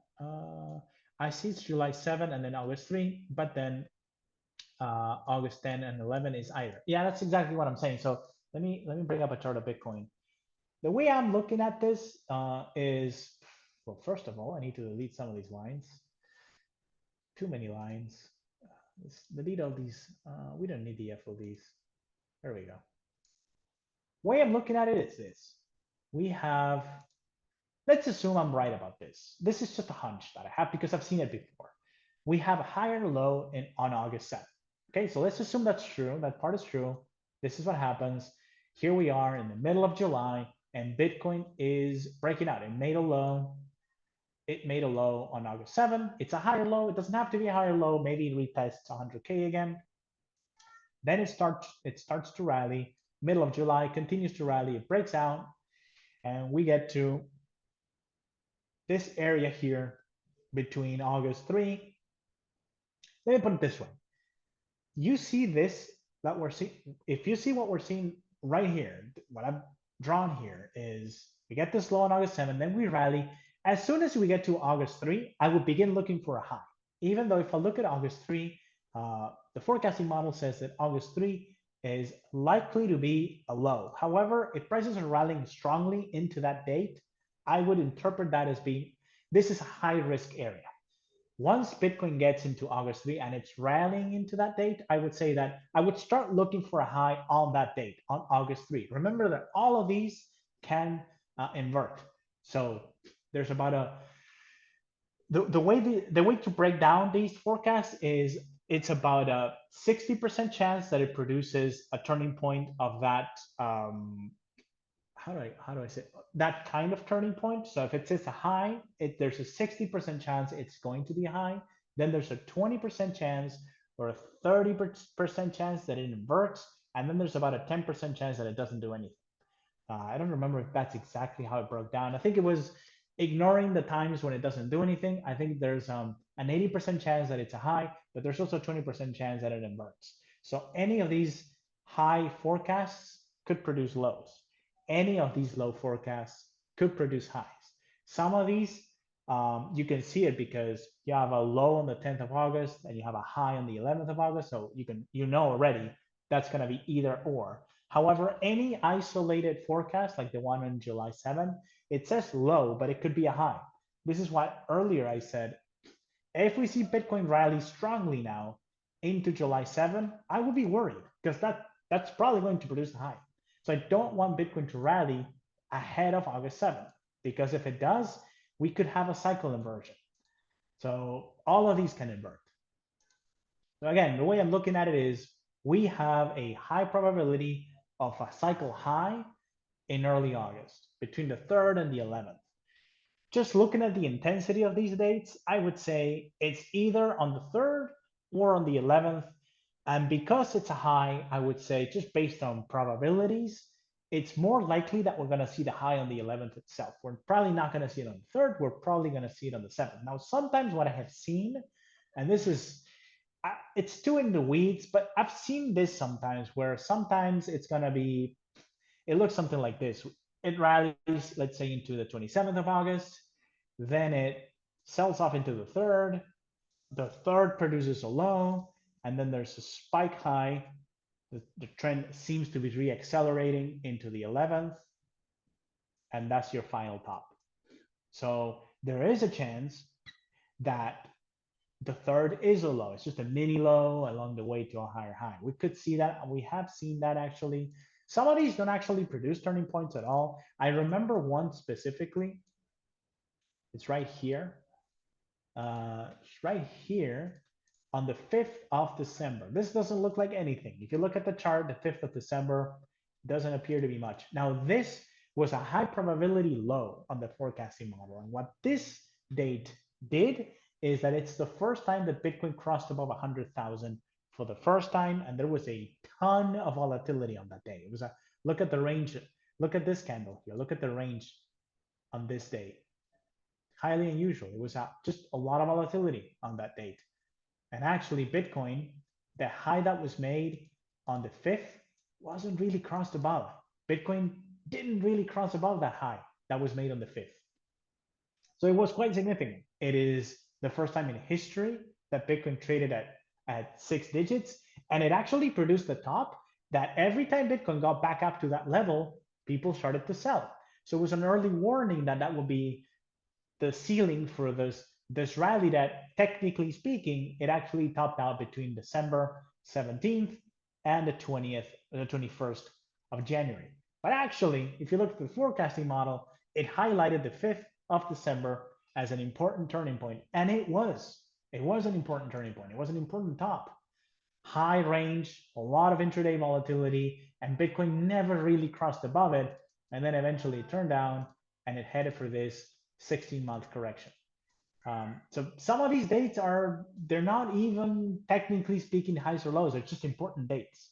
I've seen that a lot. And to be honest, I haven't actually done a comprehensive study on all of those dates because I have a sense that the dates that I marked as nothing happened, I bet something happened on those dates. I just don't remember because I'm just looking at highs or lows that show up on my algorithm that finds cycle. I have an algorithm that finds all these cycle highs and lows. So when I do a study to see the accuracy of the forecasting model, I just look at the list of highs and lows that my algorithm found. I don't actually manually come through the charts to see what happened on those dates. But this is just one that I remember quite clearly is December 5, because it was a very high reading. And we already had the group on Discord, and I do remember saying, hey, December 5 is showing up as an important turning point, and look what happened. I mean, it went above 100K for the first time, and it sold off sharply. So it looks significant to me. And sure enough, Bitcoin just completely ran out of momentum after that day. It just ran out of momentum. It killed the rally. It got to 100K and people started selling. And it kicked off this pattern of distribution that you see here. So it was quite significant, not really a significant turning point. The way I see it, once we get into August, it may be that the 3rd of August and the 10th of August also produce important things in the price chart. It may be that important things take place on those dates, but I don't think it's going to be specifically a high or a low. I think I would just go with probabilities and say we're probably going to see the low around the high around the 11th, and we may see stuff happen on the 3rd and on the 10th. It may be news. It may be that we get bad headlines on the 3rd and Bitcoin crashes, but then it recovers and it keeps rallying into the 11th. And then on the 11th, the world goes, oh, this is really bad. And then it begins to sell off. I would watch all those dates, but I don't think you're going to get critical turning points on all 3 of those dates, if that makes any sense. I know it's a long answer, a long way to answer, but what I have learned is not to dismiss any of these dates. They all seem to be important, although not all of them are going to produce cycle highs and lows. but things are going to happen on these dates. They typically do. Again, there's a small chance that nothing happens. There's about a 10% chance that absolutely nothing happens. If you want me to bring up an example, I can. Um, there is an example here, and this is when I was starting to test out the model for the first time, so it's quite unfortunate. And it was here, I don't remember exactly the date. If I draw the 80-day low VTL, I can tell you what the date was. So just bear with me. So if I draw this date, I think I had a significant low. Forecasting model was showing a significant low for like June 18th, right here. I don't remember the intensity. I don't know if it was high intensity or like above 1, which is the minimum required for me to pay attention.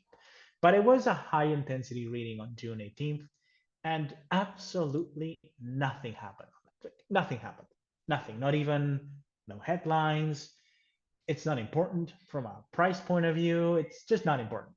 And I remember this very well because my system, the trading system that I use, is when prices cross below the 80-day VTL, I hedge. I buy puts to hedge against downside volatility. And I only hedged 60% of my portfolio of my Bitcoin holdings because I thought, oh, my forecasting model, my brand new shiny forecasting model is saying that this is probably going to be an 80-day cycle low, and it wasn't. And there's not even a way to just kind of make it seem like it was important. It was not. So not all of these dates are important. I already know that. I keep warning you about that because it's true. Some of these dates don't produce anything. The high intensity dates, they tend to be important though. So right now I'm not dismissing any of those. There's the ones that read below 2. If from a cycle perspective, it doesn't look like anything should happen on that date, and it's a reading below 1, sorry, a reading below 2, and especially below 1.5, I would probably dismiss it and say, man, I don't think anything's gonna happen. I don't know if there's an example of that here. Let me see. Well, here's one. So the forecasting model is saying that there's a high for the 24th of an important high for the 24th of October. If true, and we get an important top on the 24th of October, there's also a low forecast for the 1st of November. However, the reading on that is 1.5. I would tend to say if we get an important high on the 24th of October, you can ignore that low on the 1st of November. It's not going to do anything. Maybe we see a bounce, but prices will probably continue to go down into the next significant low forecast, which takes place on the 10th of December. So I would tend to ignore the one in November. It's a low reading anyways. 16th of April, we have a low intensity reading for 1.1 is the reading on the 16th of April. Nothing happened on the 16th of April, of course. This is right next to a very, very high intensity reading on the 7th. So obviously it didn't matter. Again, not all of these matter.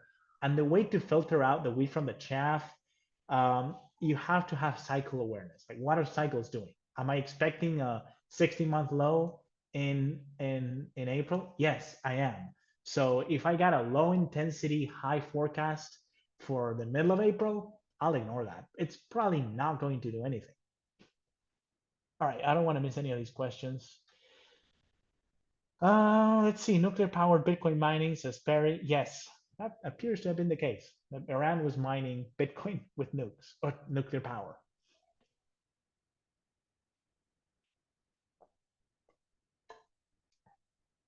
And next question, SL is asking, does it still look like liquidity tops out in December with Bitcoin momentum into Q1 2026? No, it doesn't look that way, SL. Not to me.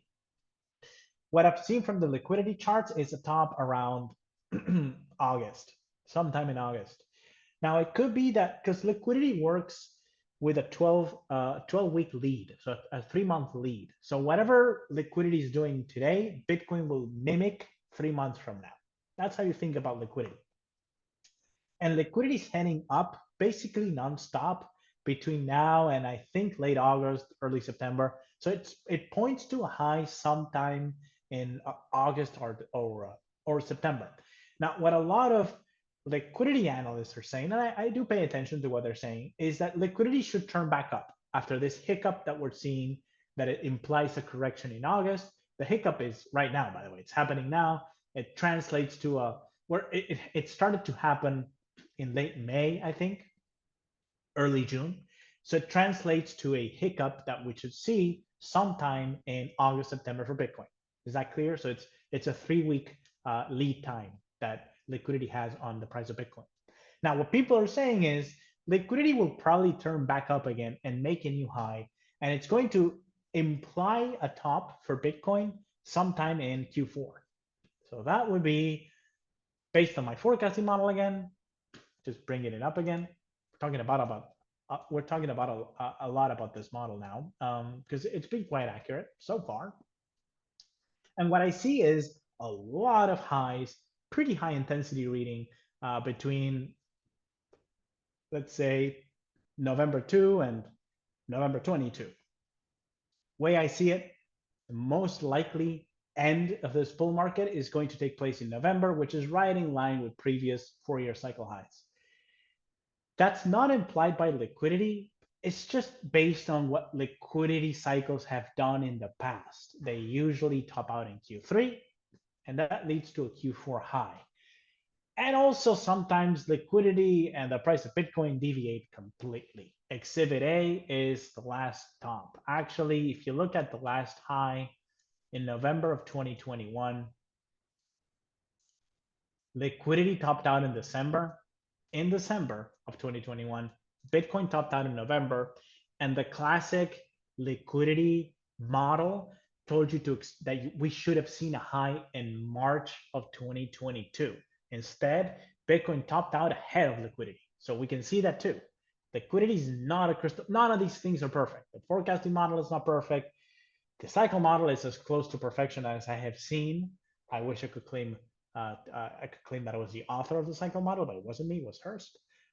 It is the best model that I've seen to predict the price of any asset. However, when overlaid on top of the forecasting model, that was my creation.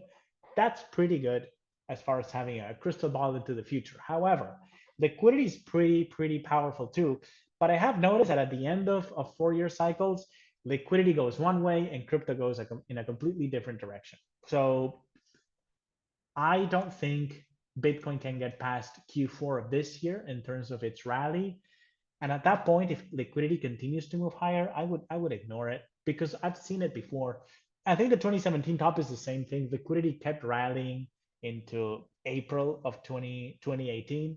Bitcoin topped out in December of 2017. So at the end of the 4-year cycle, liquidity and the price of crypto will deviate. So expect that too. We've seen it before. Even so, the liquidity models are pretty good for forecasting what crypto's going to do within the 4-year cycle, within the bull market. But at the end of the bull market, they deviate. They almost always do. And part of it is markets begin to anticipate the downturn in liquidity, specifically November of 21. In November of 21, the markets, the Fed started to telegraph that they're going to start hiking rates to fight inflation. And rumors started swirling around this back in November of 21. And in early December of 21, Jay Powell came out and said, yes, we're going to start hiking rates in March. Liquidity kept going up into March. However, Bitcoin and other liquidity sensitive assets, they started to front run the Fed rate hiking campaign. So they started topping out ahead of the Fed even announcing that they're going to cut rates, just on rumors that the Fed was going to move the interest rate higher. Just on that rumor alone, Bitcoin reacted and started going down, pricing in the rate hikes that started coming in like 4 months later. So again, those liquidity models, they're not perfect, especially at inflection points. At key turning points, you should dismiss those. You should just use, honestly, just use cycles. Just use cycles, just use VTLs. If Bitcoin continues to rally here, as soon as Bitcoin breaks out to new highs, here's a pro tip for everybody here. Draw the VTL. You need to draw the 80-day cycle VTL. So as soon as we break out, whenever that happens, you can draw this VTL, this 80-day cycle low VTL on Bitcoin. Bitcoin crosses below the VTL. You can kiss the rally goodbye. And honestly, The next time I see Bitcoin cross below the 80-day cycle low VTL, I'm just going to call it quits. I think that's the end of the bull market, whenever that happens. So let's say Bitcoin does what I think it's going to do, bottoms out in July, rallies into August. If it rallies into August and it tops out on August 11, and it begins to head down significantly, and it crosses below what will then be the 80-day cycle low VTL, I'm just going to say that's the high. That's probably the high. That's probably the bull market top. The next time Bitcoin crosses below the 80-day cycle low VTL, which is it's drawn by connecting two consecutive 80-day cycle lows. Next time that happens, I think that's it. I think that's the end of this bull market. Keep in mind, typically in a crypto bull market, the 80-day cycle low VTL is not crossed. It's only crossed at the end of a bull market or at the start of a significant correction. We've already had a lot of these crossovers, way more than usual, and they all led to significant corrections. Next time a significant correction is highlighted by the crossing of the 80-day cycle low VTL, that's it for this bull market, I think. That's how I'm going to read it. I don't think we're going to have yet another leg higher. Markets are acting heavy, headlines are getting worse, liquidity is running out of momentum, and Bitcoin's trading below the 80-day cycle low VTL. That's it. Look no further than that as far as proof goes that the bull is done. And Sung is asking, how long might Bitcoin fall in the next bear market if the bull market extends into Q4? Also, the same question, if the bull market ends in August, how low is it going to fall? In terms of an absolute price level, it's hard to tell. If Bitcoin doesn't clear the 150K mark, I think honestly, just right off the bat, I would say during the bear market, I don't think Bitcoin's going to cross below 50K. 50K is the $1 trillion mark for Bitcoin. So I think it stops at 50K. That would be my low in this coming bear market, 50K. And yes, it's going to be a fantastic buying opportunity. So this would be bear market low. When is that going to take place? I don't know. It really depends on when the bull market tops out. We don't have the top yet, so it's hard to speculate on when the low of the bear market is going to be if we don't know when it's going to begin. Now, typically, it would be Q4 2026. So if this bull market proceeds as other bull markets have, it's going to end in Q4 of this year, and the bear market itself should end sometime in Q4 of 26. But again, it's too soon to speculate on when that's going to happen because we don't have the top yet. Once we have the top, then we can start to speculate on when and where the low is going to take place. All right, SL is saying, does it still look, oh, I read that already. David is saying unemployment numbers on July 3rd. That's not going to move the price of Bitcoin, David. I don't think, unless they're really bad or really good. But it could, but I've not seen employment numbers matter for crypto in quite a while. And David is also saying the FOMC is at the end of July. Okay, so FOMC at the end of July seems like it's not going to be important in that case. We'll see when we get there, but it seems like for July, I would say the most important date is probably going to be the 7th of July. I mean, I don't have any other turning points on the forecasting model. I'll look after this because remember, I shared with you here what I shared on Discord are the most important dates. Obviously, every single day of the year has an intensity reading. I only shared with you here those days I have an intensity reading above 1. And then I did some additional filtering because I didn't want to share a lot of dates, just the ones that stood out the most. So I'll look again to see if July has any other prominent turning points that pop up, but I don't think so. Otherwise, I would have shared those with you guys. I think July is just going to be whatever happens in July. It's the first week, the first 10 days that are most relevant, it seems, at least as far as crypto is concerned.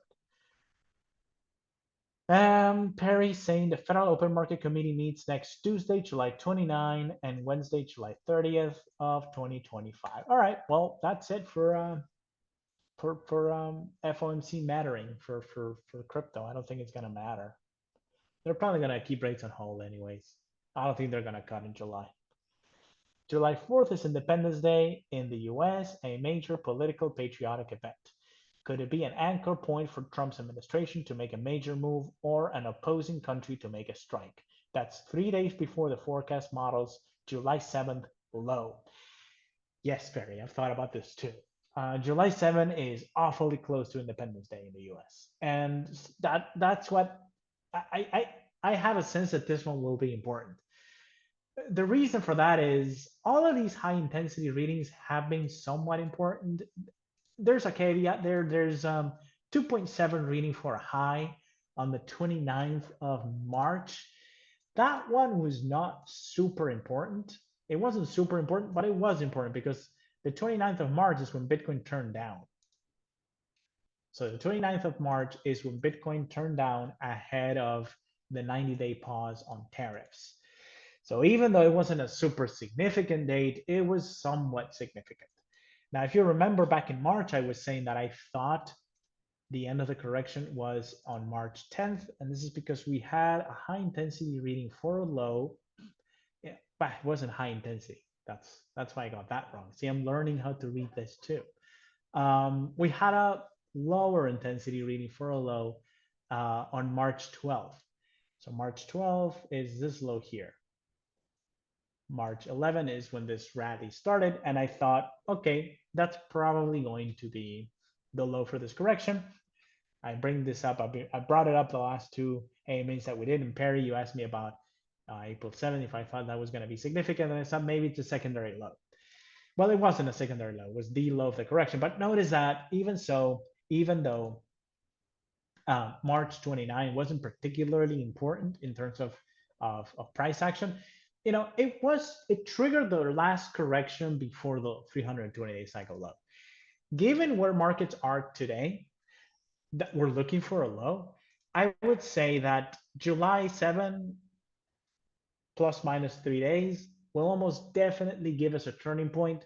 And based on what the market is doing today and is likely to do over the next 10 days, which is to continue to tread water, do nothing, maybe lose momentum, I would say there's a very high probability that we see a low on July 7th. The question is whether or not it can break out. This is really what matters the most. Is Bitcoin going to make a low on the 7th of July? I think almost certainly yes. Is the rally that comes after that low strong enough to lead to a breakout? I would say probably, but I'm not so convinced. I just don't know. That's hard to speculate on. It should be enough. The rally should be strong enough to break Bitcoin into a new high and should at least go to 120. Maybe it doesn't though.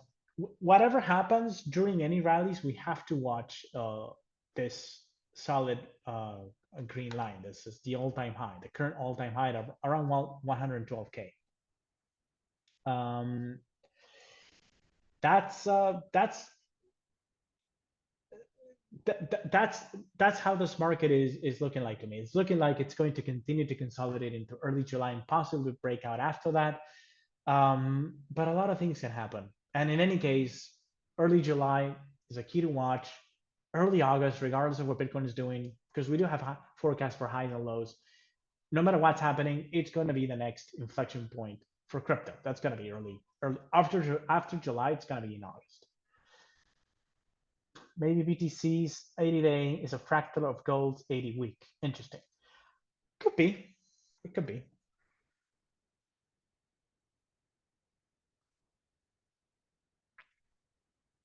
And Sun Say is asking, would you buy physical gold ETF, or a gold-backed coin? Soon, since most of my money is in crypto, when I say that I'm buying gold, I'm typically buying either perpetual swaps on gold-backed coins, or I'm buying gold-backed coins on leverage. I always trade gold on leverage because the volatility is just not high enough. And typically, again, since I trade most of my about 90% of my liquid net worth is in crypto and crypto derivatives and crypto products, decentralized exchanges. Now, most of that money is not on any exchange. It's held in direct custody. It's, cold storage, Bitcoin and the like. But, if I want to buy gold, what I'll typically do is I use Bitcoin for collateral to take up a loan, to deposit on a crypto exchange and buy some gold-backed stablecoin on leverage. The gold futures on Deribit and other crypto exchanges are quite liquid. So my preferred method for getting exposure to gold is just gold perpetuals, Paxos Gold perpetuals. Actually, that's the coin that has the most trading volume. And I'll answer this already. Gold and silver, platinum has been on fire. I'll answer that too. Your chart is showing gold breaking the FOD2. What about a join VTL? Did that. And Marcos is asking for the late joiners to the webinar. Could you please recap your main idea for BTC in 15 to 30 seconds? I think I did that, Marcos, already. I hope you watched that. I think it's going to be a low, very 30-second takeaway. We're gonna head for a low on July 7th, and then we're gonna rally into early August at the very least. That's what I'm seeing. I'm typically not good at summarizing, but that was a good summary. And regarding liquidity, the Fed is changing SLRs, so major banks will need to hold less collateral to own more treasuries, downward pressure on interest rates. Yeah, Marcos, that's a pretty interesting comment. I call that shadow QE. This is the Fed's way of injecting money into the monetary system without actually doing it themselves. They're actually harnessing the banking system. Commercial banks can print money too. The only thing that is limiting a commercial bank from owning more treasuries is what you just said, the SLR. That is called I think it stands for system leverage ratio or something like that, what's it called? SLR it's leverage ratio, but I don't remember what the S stands for. And un placer, señor. Supplementary leverage ratio. There you go. So the supplementary leverage ratio is the only thing that keeps a bank from owning an unlimited amount of treasuries. That's coming down, which means the Fed is allowing banks to finance more of Uncle Sam's deficit. That's shadow QE. And yes, that should cause an increase in liquidity. And I do believe this is the reason why liquidity is not going to top out now in July. I think it's going to top out sometime later in Q3.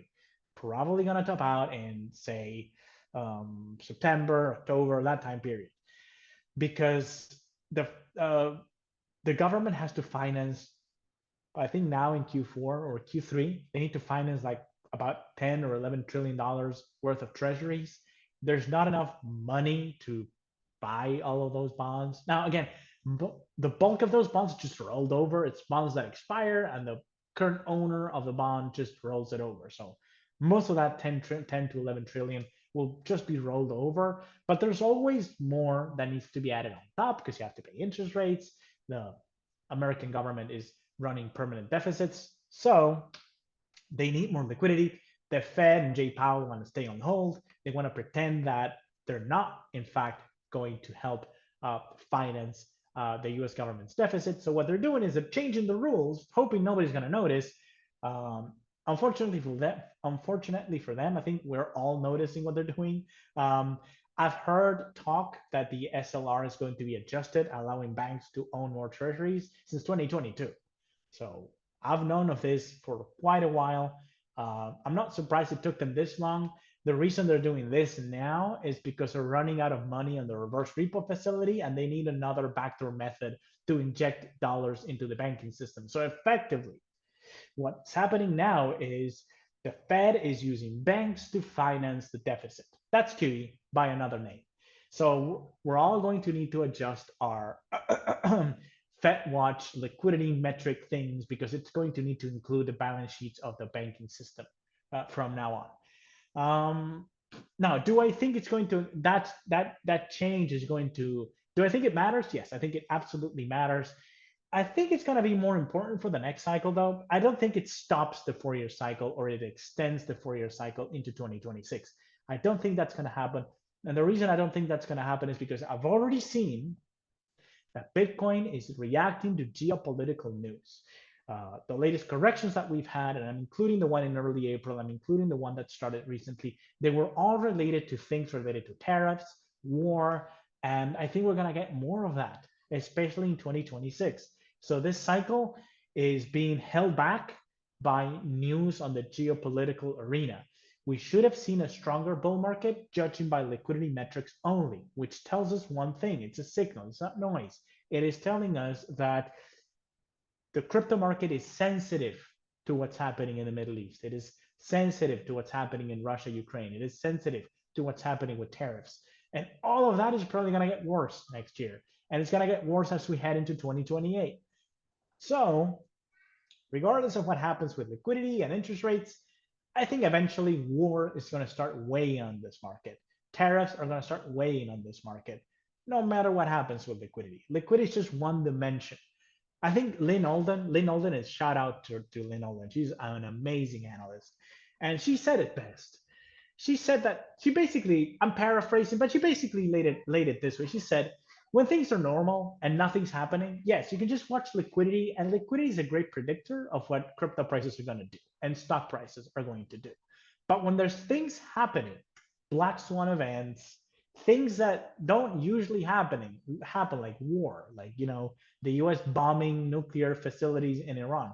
When that stuff happens, that is off cycle stuff. No, not for us. The cycle model, the forecasting model, as you can see, it includes all of those things. But things like liquidity metrics, it doesn't matter. If bombs are falling in the Middle East, if a nuclear facility is blown up somewhere in Russia, it's going to weigh on this market. It's not going to be dismissed. We've already seen it. The market does not shrug that off. It actually sells off on those news. And the only reason Bitcoin is trading at 107 now is because Trump declared a ceasefire. If he hadn't done that, if he had gone ahead and invaded Iran, Bitcoin would be trading at 90 or 80K right now. And I would be saying the bull market is over, guys. It's done. So geopolitics matters. Usually it doesn't, but it can matter. And as a cycles analyst, and I do cycles on things that are not specifically crypto assets, and I'm going to be sharing more of that sometime in the future. I have some ideas for how to run the forecasting model on politics, geopolitics, war, and the like. And I got some ideas from my conversations with Martin Armstrong. He gave me some ideas for how I can apply my forecasting model for things outside of markets. And I'm going to be doing more of that in the future. However, what little work I've already done tells me that we're headed for a lot of chaos between now and 2030. So part of the reason I pay a lot of attention to geopolitics, more so than I used to now in this time period, the second half of the 2020s, is because for a while I've been expecting this to drag the market down. So that's a long rant. That's a long way of saying, pay attention to what's happening in the Middle East and geopolitics, because it's likely going to drive markets more and more and more as we head into some type of climax between 2030 and 2032. Supplementary leverage ratio. There you go. So Nardini saying lots of talk about Trump and Powell today. If Bauman or Waller makes a deal with Trump, perhaps Trump replaces Powell in the next week to front run the next FOMC. David, yes, all that could happen. Listen, nothing would please me more than to see some movement on the Fed and markets to start ignoring whatever is happening with geopolitics and just get back on, the bull train, the bull parade, and just getting back to discussions about Fed liquidity and interest rates. I just think we're heading into, I have a sense that we're heading into a period where that's going to be one dimension that we need to pay close attention to: liquidity, money printing, basically in general, and its many, many ever expanding definitions of what money printing is. But also you have to pay attention to where the bombs are falling, because that's also going to be important for the market.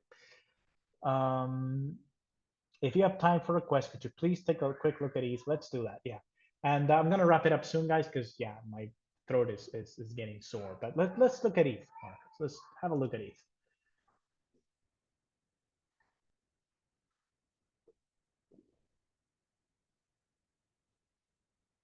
All right. So ETH, couple of things that jump to me is, well, there's a couple. One, the black line is the 16-month VTL, which based on my research, I don't remember this is on lesson 7 of the course. I don't think I went as far as saying this.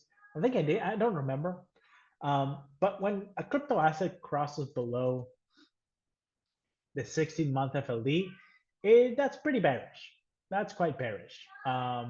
The computer model that I use has a trend indicator, and one of the ways, let me put it this way: when prices cross below the 16-month, sorry, I call that FLD, the VTL. When it crosses below the 16-month VTL, that is a bear market. So the trend is bearish from that point forward.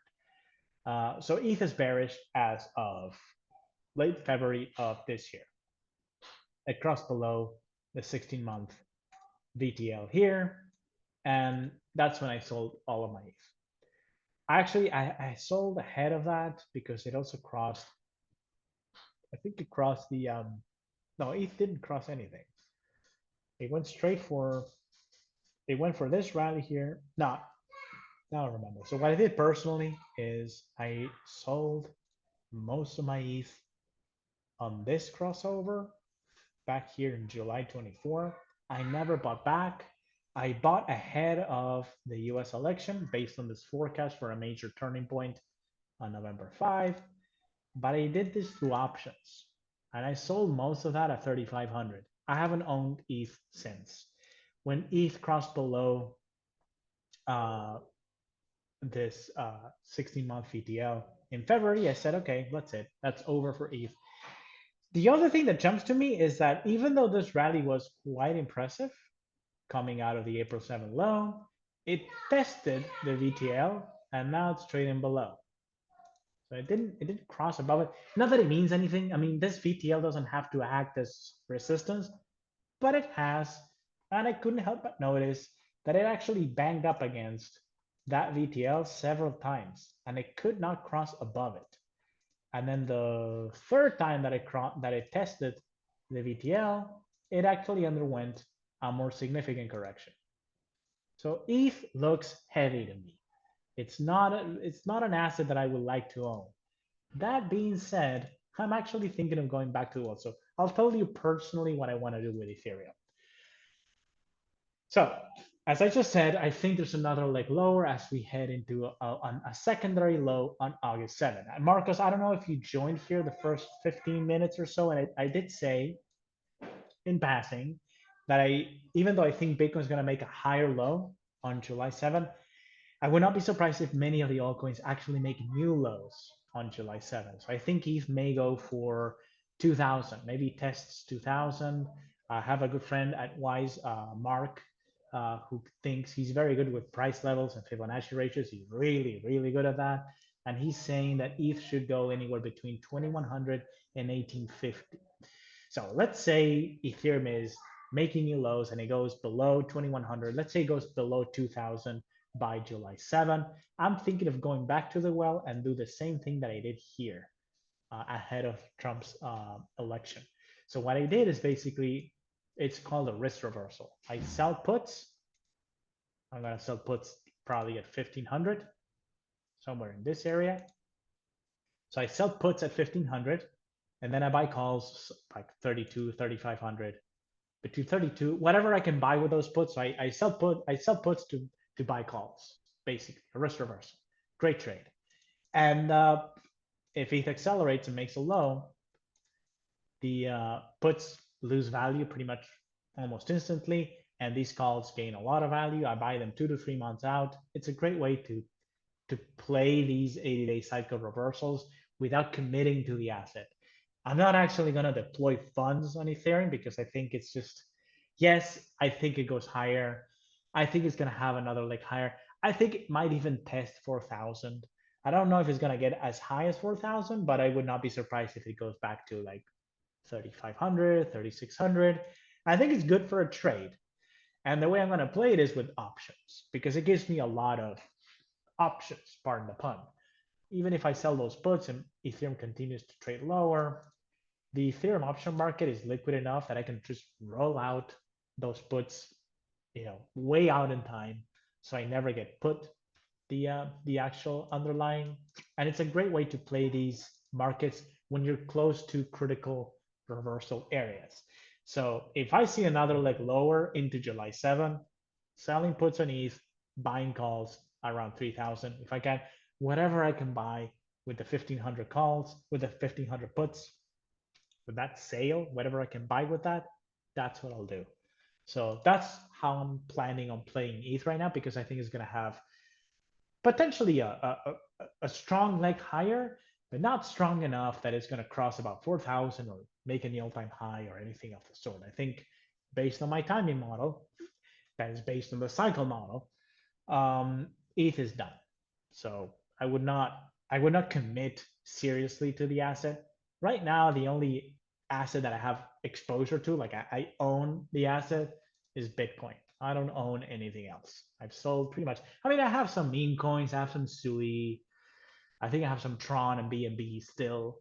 But these are, it's like 1%, 1 or 2% of my net worth. Most of it is in Bitcoin or stable coins or yield farming protocols or stuff like that. And I do want to get exposure to ETH, but only through options. And Sung is asking how long might Bitcoin fall in the next bear market? Oh, that question, I've already answered that question. Perry, since 2026 will already be a bear year and a 4-year cycle, and since Bitcoin is considered a risk asset, seems like BTC could get pushed pretty low. Could it break below previous cycle high of 7K in 2021? On the way down, Perry, on a bear market? Absolutely. It's probably going to go to 50K. I don't think it's going to find support at 70K at all. 50K, yes, because it's the $1 trillion mark. And if you go back to the previous bear market, 50K has been acting as support for some time. It was resistance during the 22 bear market. This is almost 50K. It's like 48, something like that. Yeah, it's 48. I actually sold this high. I sold this high to buy a house. I wish I could tell you that I sold most of my Bitcoin around the high here in November, but I didn't. I sold some in December. I think it bounced at 50K. Yes, it did. It went to 41 and ended the day at 50. So 50K has kind of been like a bit of a support level. Sometimes on the way down, support on the way up. It acts as resistance. During the 2024 8-month trading range, it was support, also 50K, $1 trillion. And during a bear market, I would think 50K is where Bitcoin is probably going to stop. And buy calls and sell puts, asks Perry. If you're wrong on direction, though, that's a double hit, isn't it? Yeah, that's why it's called a risk reversal, Perry. I like selling puts to buy calls or selling calls to buy puts. I don't know. I don't know how much into the weeds I want to get with this. I remember before I was a crypto trader and cycles, I was just an option income trader. So I know a lot about options and option structures.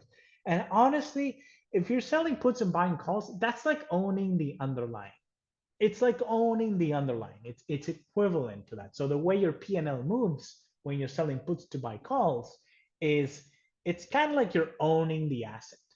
However, if those risk reversals are wide, like Ethereum is trading at 2,000 and you're selling the 1,500 put and you're using that to buy the 3,200 call, typically that your position doesn't actually move very much unless Ethereum breaks out and it rallies to the upside.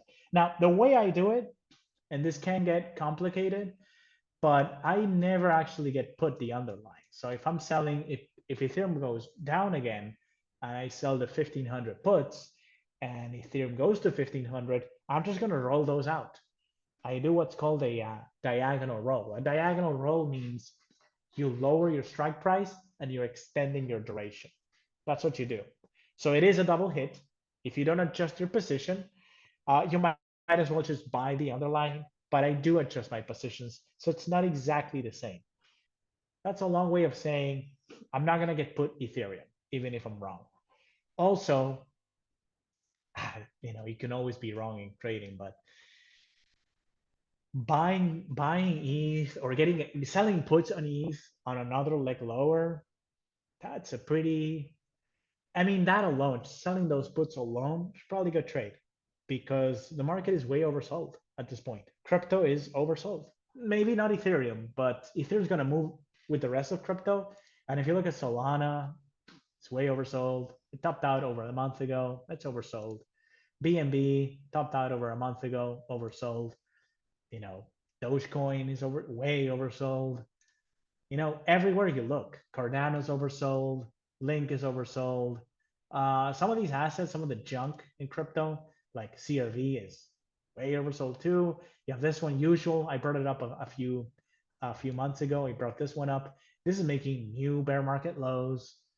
You know, you can go down the list. Most crypto assets are severely undersold now, oversold, and so I'm not too worried about selling puts on another break lower. We get another leg down just based on cycles alone, just counting time. Crypto market is getting to a point where it's so oversold that selling puts out of the money puts, 2 or 3 months out, that's a pretty solid strategy. It's a pretty good way to collect some income. Now, if you want to take a bit more risk like I do and use that money to buy calls in case you're really right and the markets turn around and head sharply higher, which I think they will, then it's a good way to make money. It's a good trade. It's a little less risky than owning futures or buying the underlying asset if you know how to adjust those positions, which I do. That used to be my bread and butter. I used to trade the mini S&P, and what I used to do is I used to sell 2 standard deviation puts, 30 days out. 30 days out, 2 standard deviations, and whenever the market had a sell-off like this one, I would have gotten killed with my strategy of selling 2 standard deviation puts because this is a 2 standard deviation move. So let's say I'm selling puts here, let's say like 5,400, and I'm selling them here on February. This is probably the third month. This is probably OPEX, Friday, 21st of February. And if you don't do these diagonal adjustments, you're gonna get put the stock. And in this case, I was selling puts on E-mini S&P futures. So I was using about 20 to 30x leverage. I could not be put the stock or the underlying asset. So what I would do is I would roll those out. And I was never assigned on anything ever. It's just you can do it forever. The only prerequisite is you need to do the strategy of selling puts aggressively if the market is liquid enough that you can always roll those puts out in price further out in time. Lucky for me, on Ethereum, the option market is quite liquid. So you can always say, 2,400 today, I'm going to wait for prices to drop to 2,100. And once they drop to 2,100, I'm going to go see how much I can get for the $1,500 puts. By then, the puts are probably going to be expensive. And if those puts are expensive, that means I can sell a few puts and buy a lot of calls. That's what I did here in November, ahead of the election. And it worked wonders. That was actually one of my best trades for the November time period. So I'm gonna go back to the well. Only reason I'm doing it, there's two reasons I'm doing it on Ethereum. There's a big reason is it's a liquid market. The second reason is ETH had a pretty decent rally after the April low. Pretty decent rally. So I think if markets turn bullish again, ETH can have a continuation of this pretty decent move that started in April. So yeah, I don't recommend it to anybody. That's what I'm personally going to do. Which ETH option market exactly do you use? I'm going to use Deribit, which was acquired by Coinbase, Perry, and I saw Coinbase this morning announce that they're going to be launching Ethereum and Bitcoin perpetual swaps in the US.